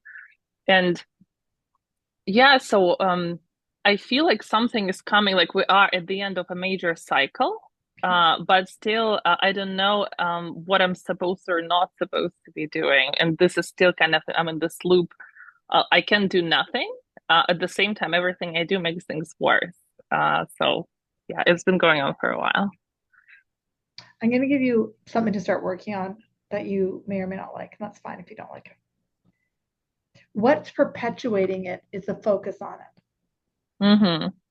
And you said, like in a few minutes that you spoke, I wrote down two things you said. And I don't know if you, because a lot of us aren't aware of what we think, right? I know you know that. Mm-hmm. You said twice you said he does stupid things, then once you said he does rational things. Mm-hmm. You see how the ego in you is labeling those things. Yeah. And then that's keeping it alive. Are you with me still? Yeah. Sorry, I had an incoming call. I'm It's here. okay. So are you open that that label of it is keeping that pain alive? Yeah. Okay, sort of like if you ever study some of the work from Byron Katie, and I haven't taught this in a long time, so I'll tell you to try to make the story really short. So Byron Katie is as you know, a very famous teacher in this type of work I do, and well, very well known. And she was going through something personal where she talked about how her daughter was like using drugs down in East Hastings, not really, but not East Hastings, whatever city Mm-hmm. she's in. And she was having a really bad day. Should I call the police? What should I do? And then she used all the worksheets. And the whole idea is to take the ego's labels off of everything, right? She could have Mm-hmm. spent 3 weeks, 3 nights, all night, trying to figure it out. I don't know the end of the story. I think the daughter's fine, but it doesn't really matter for the daughter. But she got to a point after 8 hours of working over all night, trying to looking at her thoughts to a point where she was like, I'm a woman in a chair. Mm-hmm. Mm-hmm. You're a mother with a son. Mm-hmm. There is a father. Breathe for a second. I need to breathe. If you stop trying to fix something, It will fix itself. they said when I saw your hand go up, my guys told me you're gonna up enter. I was like, okay. I have to. You do the first 5 lessons from A Course in Miracles. The first 5 are all, I do not know what this thing means. This has only the meaning that I make of it. Yeah. The less meanings you make on everything, guess what's going to happen? Yeah, it will shift. Get it? Yeah. I put together a video for each Course in Miracles. It's on my website. It's like $50 for the year. And you can start, the first 5 days are the pinnacles. Mm-hmm. That's what you're doing. You've got a label on everything. Keeping it alive. I was waiting for your laugh. How does that feel? It feels right because one of my big insights that I got when I was trying to like work through this myself is that it's also an ultimate distraction from the work I'm actually supposed to be doing instead of like focusing like on like what he does. I'm entering this phase of creation where I'm creating things already and I'm supposed to do a lot more. So, and it's convenient distraction from not working on what I'm supposed to be working. Yeah. So this makes a ton of sense. Love that. Nice awareness, Anya. So stop doing that. Listen to the first 5 lessons and just run your brain. Okay. Sounds good? Sounds good. Yeah. It's so good to see you. Good to see you too. Thank you. It's so great to see you. Elena, you're muted. There you go. Oh, hi. Good to see you here too. Yeah, good to see you. Oh my gosh. There we go. Yeah, I'm just feeling into what are the exact words for the question, and I don't have them yet. But what I'm sitting with and would appreciate your guidance with is I'm fairly clear on my soul's mission, and I've made significant steps in the last few years to walk towards it and into it. Um, and I'm on this next precipice of I can feel this I can feel the resistance in my ego trying to keep me small and safe, but really what it's ultimately doing is um well, tr destroying me. And I can feel it. I can feel it keeping me very small. And so what I was speaking to in the chat, what was really coming in for me is around abundance, specifically financial fears and wounding. And I know that it's there. I'm so conscious of it. And I'm having a hard heck of a time getting over that hurdle. Um, so, I look at, and you and I have talked about this a bit, I look at the numbers in my bank account. I'm just like, but those are the numbers. Those are the numbers. And I just don't have it to make the investment in myself to get further. Right. So yeah, just wondering what's coming in for you around that. And I think but I'll put it into the chat box. I'm doing I think you know this, but I'm doing an abundance Yeah. challenge on my school community. If you're not on my school community, just go to that link that I put on the side. You register. It's an app, and then you just register, and then we'll let you in. But basically, just for everyone else, before I dive into you, I'm doing a video or a message every day for the month of January on abundance. But give me a sec. Okay. Mm, Okay. First thing they're saying is this comes from your mother's lineage. mm, You don't there's a belief around you can't create unless you do it this way. I don't know what that means. mm, Can't create unless you do it this way is what I keep hearing. And it's almost like I'm mm, seeing not that almost like you're wrapped in something. So that belief is like saran wrap around you that's preventing you. Okay. mm, mm, What it is, it's saran wrap right around your thoracic spine. Why do you mm, let that belief be there? Because apparently you know what I'm talking about. mm, hmm. I mean, yeah, it is ancestral.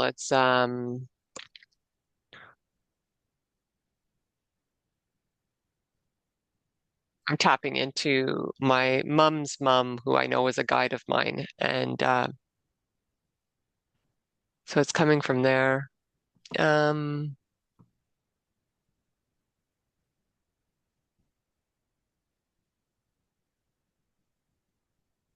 I mean, she was, I don't know much about past her, but I know she was restricted in her full soul expression. She was diagnosed with all sorts of labels and called all sorts of things. And so I know her soul wasn't fully expressed.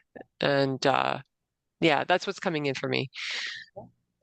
The Hmm. problem is part of your subconscious, unconscious still believes that. Mm. Like there's this trapped energy. Yeah, Got it? Uh, yeah. it's like you believe you're trapped and you're not. Mm. Makes sense to your brain. Hmm. Oh, And yeah. I think I Hmm. told you about the Abundance book by John Randolph Price. Hmm. When you start doing some of those meditations, you start to really believe, like, wait a second, no, the divine is responsible. Mm. I am as God created me. It's like you have to find a new vibration that's different than the saran wrap vibration around your thoracic spine. Hmm. You can't push against it, but you need a new vibration. Like I was talking to who was it, Presley earlier. If she doesn't have a new vibration to forgive the old Yeah, to, then the new old one will stay. That's why the abundance book is really helpful because yeah, you start to bring in a new vibration to you. But part of you doesn't believe that you're allowed to have that. Does that make it? yeah, for sure. Oh, makes a lot of sense. And what just came in for me is like that kind of 3D human challenge of I mean, and this message comes loud and clear from my mother. I mean, it still does. It's pervasive. And whenever I get on the phone, the message is coming through, even when I'm not talking to her, because I've chosen a very different path than she has. And so, it's like what I'm struggling with is remaining open and in compassionate connection with her and not attached to all her stuff, and still shield myself from her stuff. How to remain. I don't want to cut her out of my life, You can't shield but the yourself. message, Shielding doesn't work. right? Shielding, because if I shield that's like an old thinking. If I shield myself from this, that means that I'm afraid. Right. Lesson 135 from A Course in Miracles: defense walls only hurt me. Mm. Mm-hmm. Putting a Mm-hmm. defense wall up because the ego believes that that can hurt you. Mm-hmm. Does that make sense? Mm-hmm. Mm-hmm. There you go. There you go. Something just shifted. Mm-hmm. Any Yeah, I just walls felt up the we have, expansiveness. Yeah. Mm-hmm. any walls up we have with anyone or any thought system or any belief. Like, so I work with clients, given what I do for work, and I know you know this, that like bitch at the medical system. Nothing Mm-hmm. on the planet that shouldn't be here, including fentanyl, including this, including that. You believe that souls go on, you don't worry about it. You're like, oh, whatever. Mm-hmm. But when we resist anything is when it persists.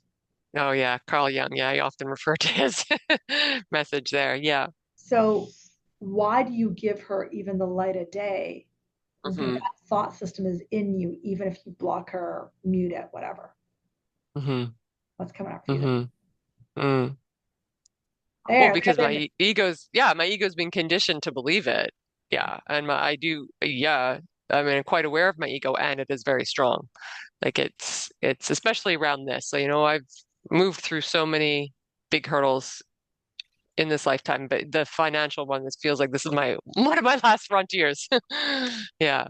right around your thoracic spine, especially your right lower ribs. Mm, Trust mm, like this on my body right now. So do the forgiveness work because there's that forgiveness challenge in school as well. Work with the abundance book. Start to practice abundance. I'll give you two pieces of homework. I want you to, everywhere yeah. you walk today, I want you to see the abundance. I'm looking at my window right now. Mm, Abundance of pools of water on the building next to me. mm, That's a lot of mm, water. And right now, when I do that, mm, I'm having an abundant feeling in my body. yeah. There's a tree out that window. If I sit there and stare at it, how many pine cones are on that tree? Mm-hmm. Or how many leaves Mm-hmm. on that tree? See how it shifts things? Mm-hmm. It's similar to a practice I already do. I do like a wonder walk every day and I look for Yeah. miracles in the world and I walk the same block every time. And it's not like I'm seeing anything new, but I try to approach the world with those new eyes. And so this complements it well. Yeah. Yeah. Yeah. And I would suggest, not like your bank account, I would suggest, you know what I say to everybody is, if people don't want to hear this, I would suggest getting a job until you feel like this thing is more secure, until you can start to really trust that other side. Right. Do you mean Right. I'm just like I did that and it worked for me, but everyone no one's Right. hearing that, but that's just sometimes what Hmm. I have to do. Um, Mm-hmm. because lack just and this thing from your mom on that right ribs is just a big part of it. Mm-hmm. How does that feel? Mm-hmm. Mm-hmm. Mm-hmm. Yeah, feeling into the abundance. I think that'll be an important shift for me. And I've toggled with going back to more traditional work. I mean, my background, and I've Right. toggled with the idea, but I just feel like my soul suck. I feel my creativity shut down, my soul shut down in that kind of work. That I'm like, then I like, so to kind of use it as a financial scaffold doesn't actually work because I'm just back in that limited mindset of that kind of work. So I think I'm just going to forge ahead. Yeah. And my job is never tell somebody what to do, but it's Yeah. like if I give you a second piece of homework besides the looking at what's out there, I'd also suggest you look at everyone or everything you have a wall up to. Everyone, everything. Mm, Ex-husbands, this, that, because any wall mm-hmm. only hurts you. Does Yeah. that make sense? Yeah. Yeah. Yeah. Yeah. Mm-hmm. Okay. Yeah. Okay. Thank you. Thanks, Lara. Mm-hmm. Thank you. Okay. Hey, Anga, how are you? Where'd you go? There you are. Are you just Good. there? You Thank go. you. How are you? Thanks for doing this. Of course. Dr. Debbie, this is wonderful and the best of 2025 to, I guess, all of us. So far, what I've been able to do in meditations, or especially when we're together as a group, is follow along with the meditations, recognize the emotions that are happening during that time. One of the last meditations that you did right now, or just today, was the one with the I think it was going with parts of our story Okay. with the Divine Mother and Oh, yeah. going to the altar and putting it to Yeah. the altar. So there's been times when I definitely been able to, again, follow along and do some of the activities in the meditations. But what had happened today, this is where my curiosity and my question for you is, what could it be? How do I walk through it? So I actually just, when you had suggested put it on the altar, I totally blanked. It was like um there was no I don't think there was any fear or anything, but it was like a little momentary dissociation. So uh so I just saw myself just standing there and freezing and then not hearing what else you were saying or the comments Sure. from the group. Yeah. And are you wondering what the dissociation was? Because I can't answer that. Yeah, whatever you can provide. So Yeah. it's a big hurdle they're calling it a hurdle for a lot of us to give up that story. Like that's what so putting something on a chart, especially that I'm so attached to. So let's just say, let's make this up. I'm attached to this idea of lack. For a long time, I hope this helps you. I was attached to the idea that I'm a brown woman. It took me forever to get over that one. Right? Because I dealt with a lot of racism as a child. So I'm a brown woman. I'm a brown woman. I'm a brown woman. It was really hard to give that up. When I finally said, I'm not going to identify with that anymore, then I could give it up. But when it's something that's really, we'll often dissociate if we there's a part of us who doesn't want to give it up. Yes. Does that make sense? And my sense is that's what happened. Yeah. Kind of. Yeah, that change. Exactly. So to identify, and we'll do a lot of this in Palm Springs, to identify myself as the I am. And remember I had a slide up there. I read the Marianne Williamson quote. Yes. To identify myself as not this symptom, to identify myself as not this problem is really, really a mind fuck. Yeah. To the ego. Right. Wow, that's a lot of stuff. Wait till Palm Springs. I'm joking. No, I'm saying this is all the prep. Do you get it? This is all the prep you're doing, right? Yeah.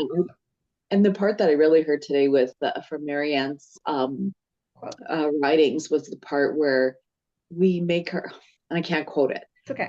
We make ourselves smaller than we are.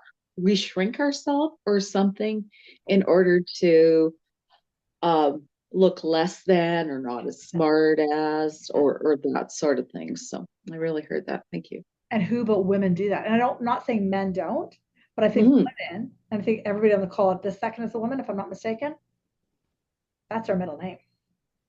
Yeah. That's how we survive. I'll be small so you look big because you have a penis and I don't. That's in my unconscious. Right. I'm just going to call a spade a spade. And I hope that's not in your unconscious. Like, I mean, just people who are listening to the call. But I think almost every woman I've met has had that. Okay. Does that help a bit? It does. Thank you. Thanks again. Hey, Andrea. You're muted, Andrea. Hi, Happy New Year. Sorry about that. You, no problem. Thanks for having me. Of course. Happy New Year to all. My question is, I'm all about this new year, new me, like leaving the past behind me. And I truly am at that place now where I believe anything I want to happen, it's going to happen. It's there, right? So I feel like I've made so much progress, partly thanks to you or hugely thanks to you. Of course. No, thank you so much. Thank you, infinity. And what it is there's just something that I figured, I mean, I always think my questions aren't that important and I don't want to ask, but it's important to me and I have an opportunity, so I just want to ask you. But it's someone from like my past romantically from like 20 years ago that I used to work with. And he's East Indian. He was getting a lot of pressure from his parents to get married, like choose anyone, get married in 6 months. And he asked his mom about me, but I was living with someone. Okay. So he went with the one that his mom introduced him to, who's also East Indian. And then anyways, he even after their wedding, he told me he was thinking about me during the wedding. And then even after his wedding, he was thinking of getting out of it and all this stuff. Anyways, we've been talking over the holidays and I've never done anything with him because he's married, but we have hugged before and there was so much chemistry. I was going to explode. This was like, now 15 years ago when we're still working together. Okay.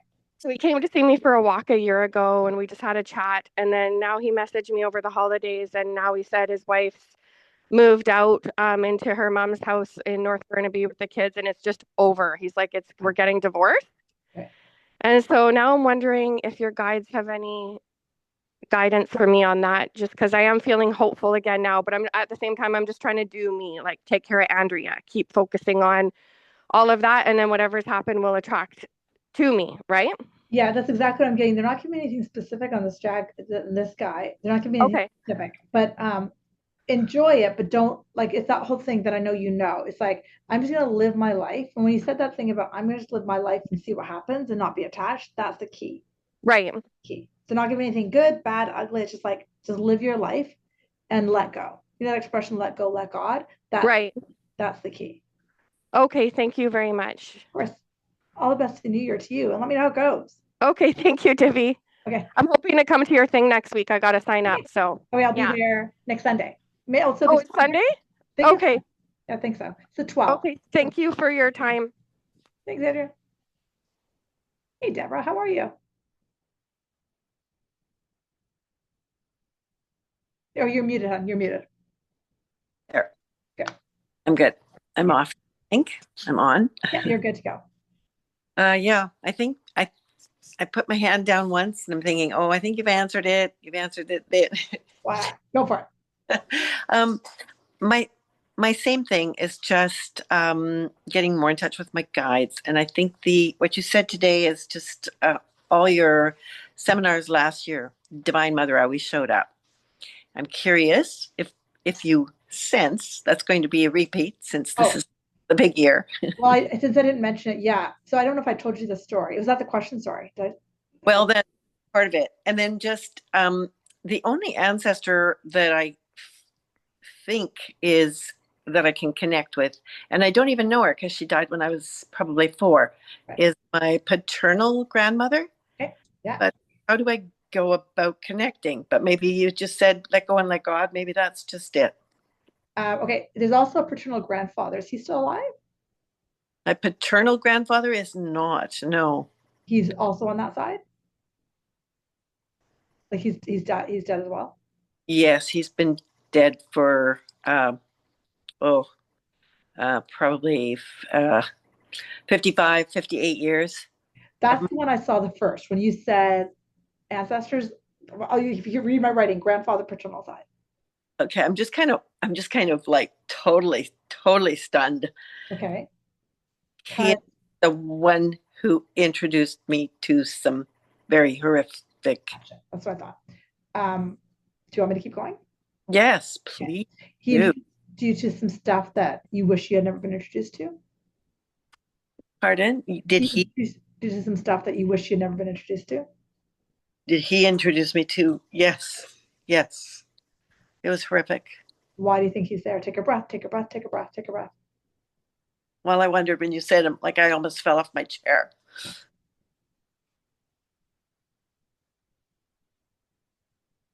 Okay, that's really huge.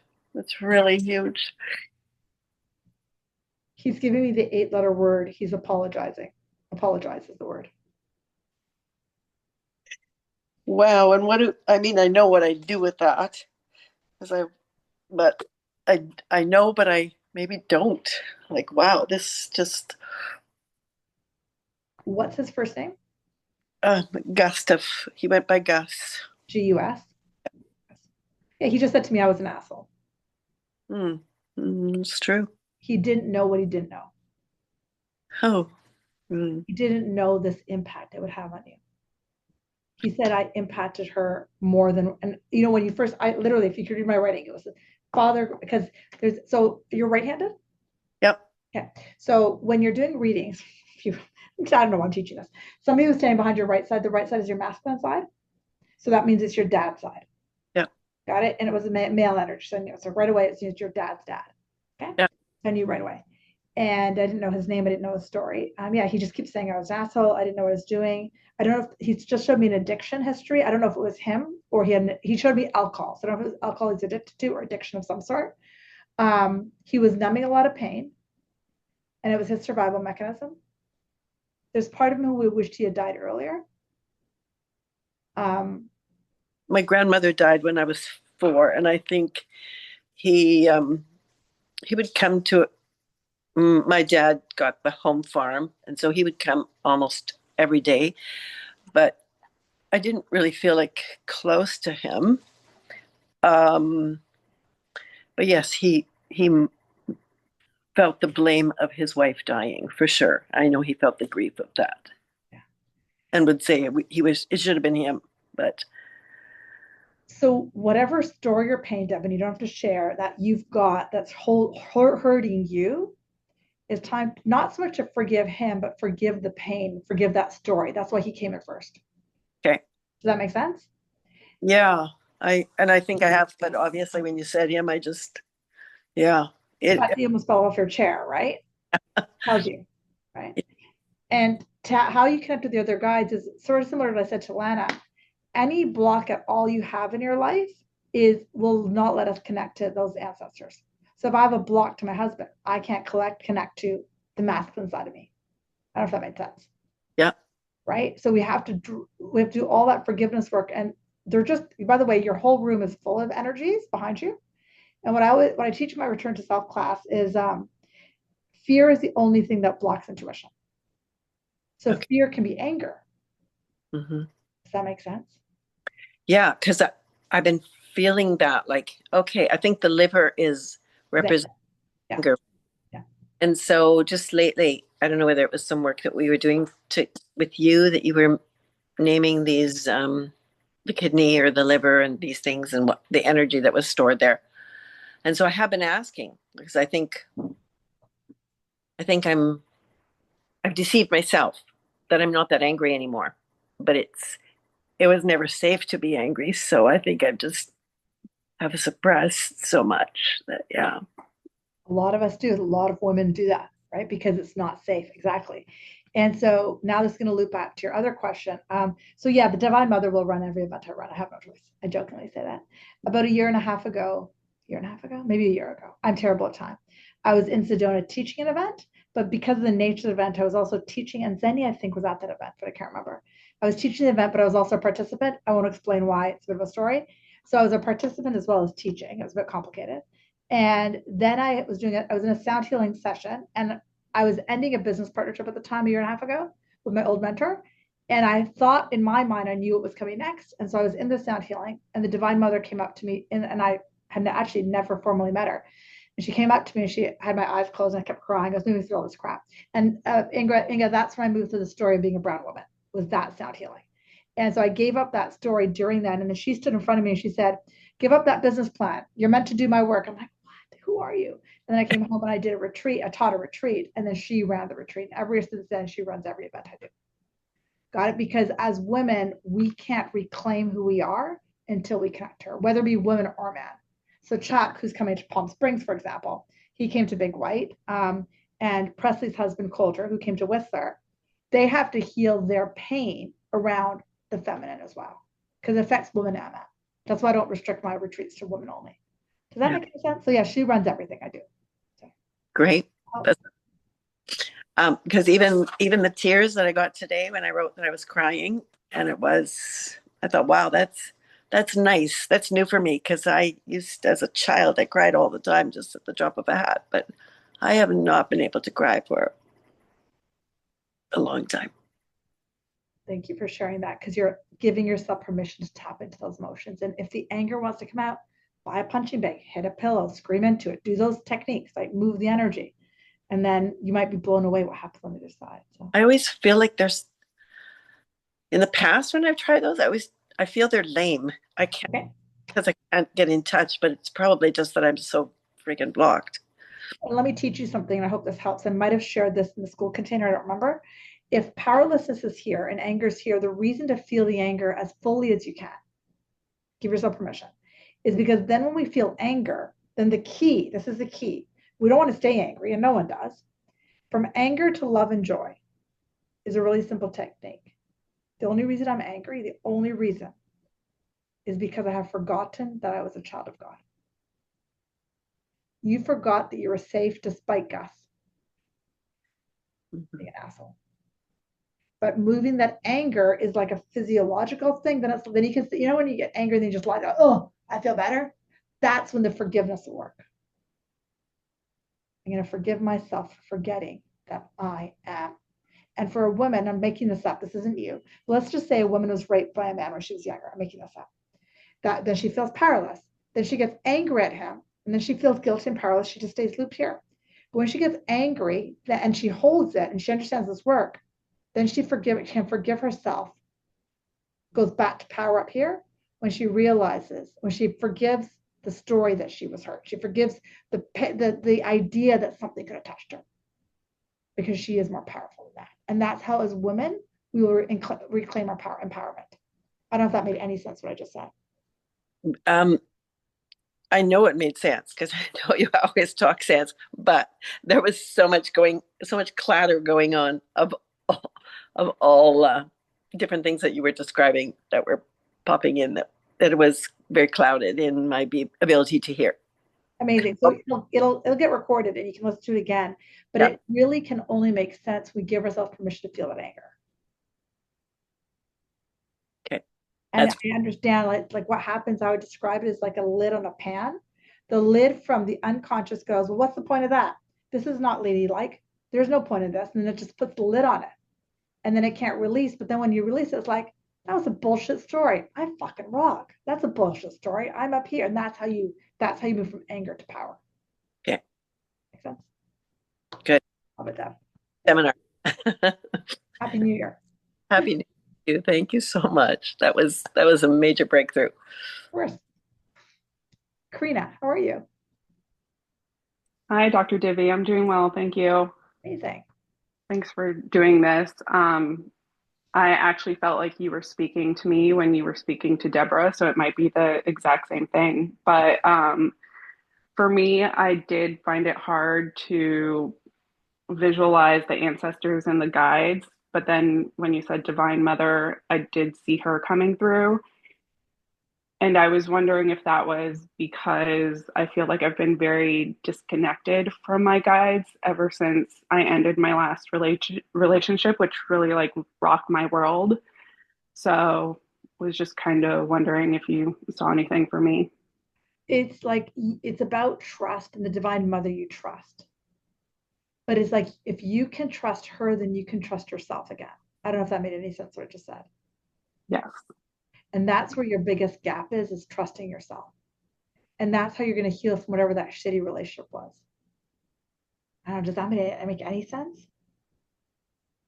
Just going for everything that comes to my heart. If you can stay in your body, do you see why, or how, I shouldn't say why, how you attracted him in, or that relationship? Not trusting myself. Nailed it. And there's like a deep ancestral wound.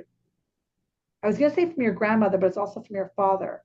And that energy was in you, so you brought this jerk in. Does that make any sense what I just said? I guess. Maybe that's kind of stuff that she dealt with. So empowerment comes, and I think you understand this next part, Karina. Empowerment comes when we go, okay, this is the icky thing I attracted in. But empowerment comes when we go, this is the part of me that attracted that in. Does that make sense? Yeah. And then when I get that, then I can forgive and heal the part in me so I don't attract that in again. Does that make sense? How do I find out what that is? I come to one of my events. Okay. Because it's in your subconscious. It's in your subconscious. So briefly, tell me about the icky guy or icky relationship.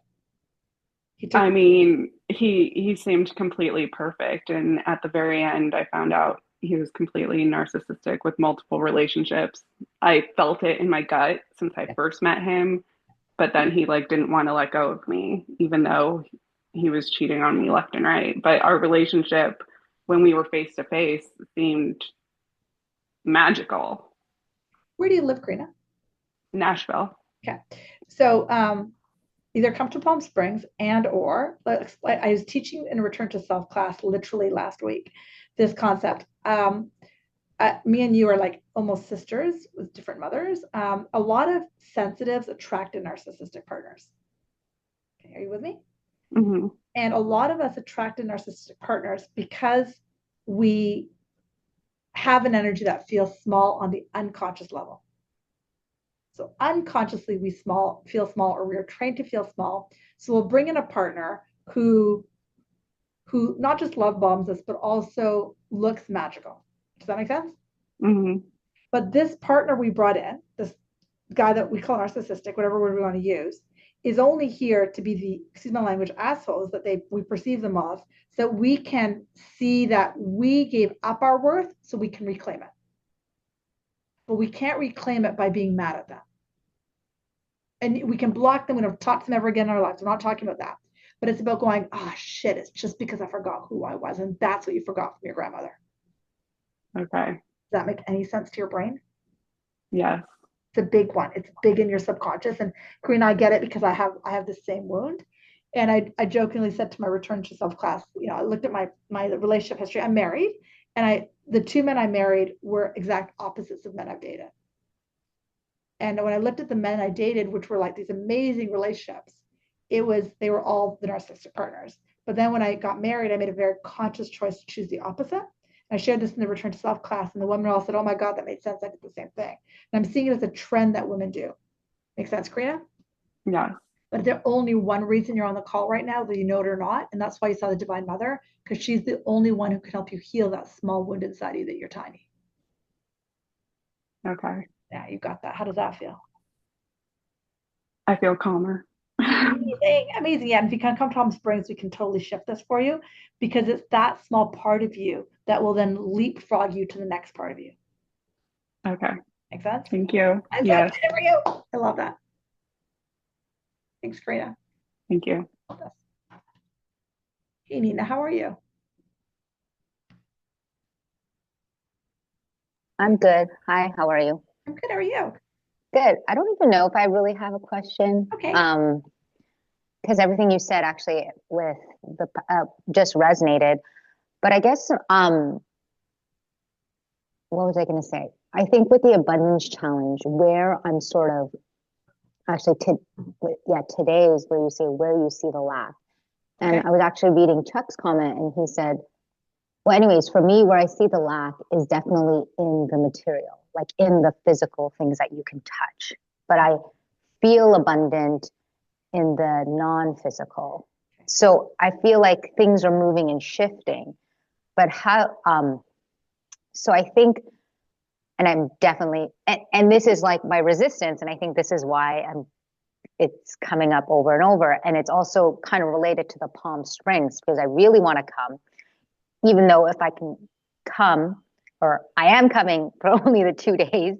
The thing is, it's like where I feel the lack is that financial capital. And I don't know why I'm still like, the loop is still playing, even though I'm rewiring the brain and the body, in terms of, like seeing the miracles of every day, like being abundant, giving without any expectations. But then I'm like, well, if I'm being really honest with myself, do I have that subconscious? And I think the theme, this unconscious like expectation, like a tit for tat, even though I don't feel like I'm feeling that, but am I really feeling that? You know? Right.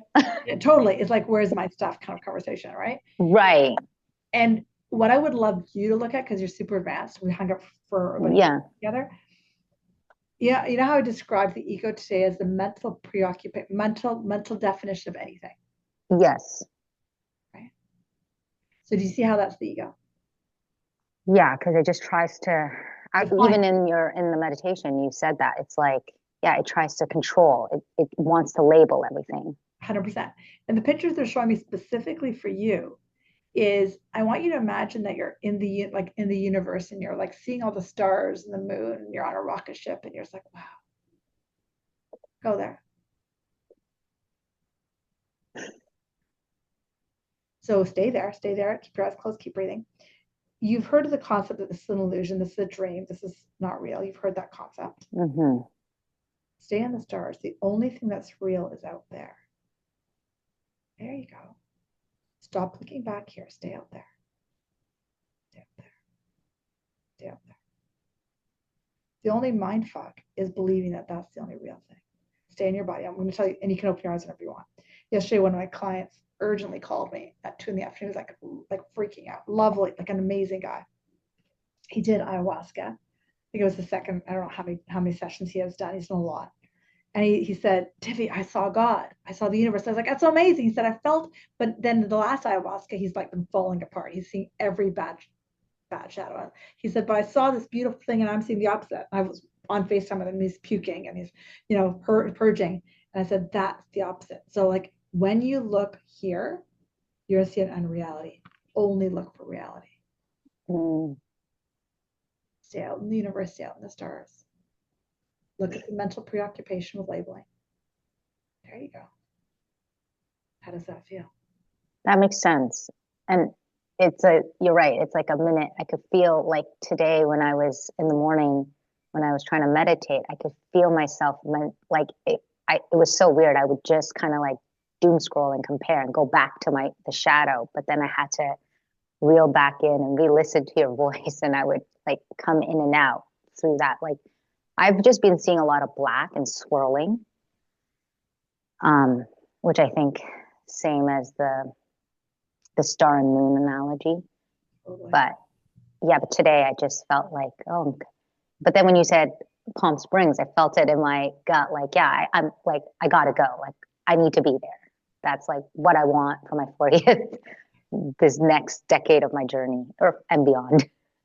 I'm in your head, so we'll come hang out together. Yeah. It really is giving yourself permission without the ego's labeling of what's wrong. Because that's like the visual I was going to teach the return to class is this. When a person wears a baseball hat and they've got the thing right here, that thing, and now I label as the judger, that's creating a shadow on my face, so I can't see anything. Take that hat off. There. Yeah, I know. There. That shadow of the judge as the immigrant thing that we've talked about before, everyone does it. It blocks your seventh chakra and it blocks the divinity, right, from coming through. How does that? Yeah, and I know, and I see it and I know it. It's like, I'm like still trying to unlock that like self-judgment because right. You only attract what like you put out there, and it's like why I'm still like slow to. That's why that procrastination. It's like slow to act because I'm like, I don't have the money. So then like, who am I to be doing this? Totally. And I could get a job like you suggested, right? But I know that's not my calling. Right. Like that I know. Yeah. But anyways, okay, thank you. I will keep looking.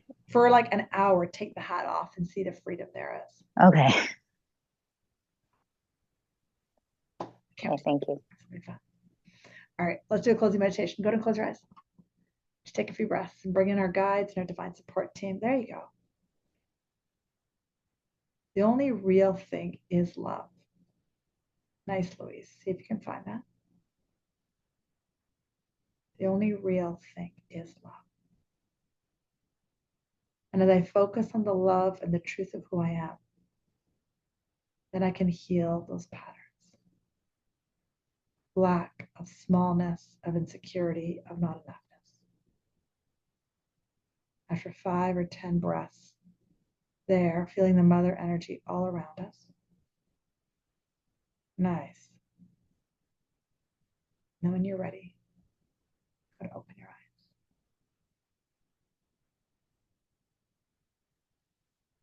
eyes. Amazing work. I'm sending you guys so much love. Hope you have the most beautiful day. Sending you lots of love, Presley. So much love. Have the best 2025, guys. We'll see you super soon. Bye, guys.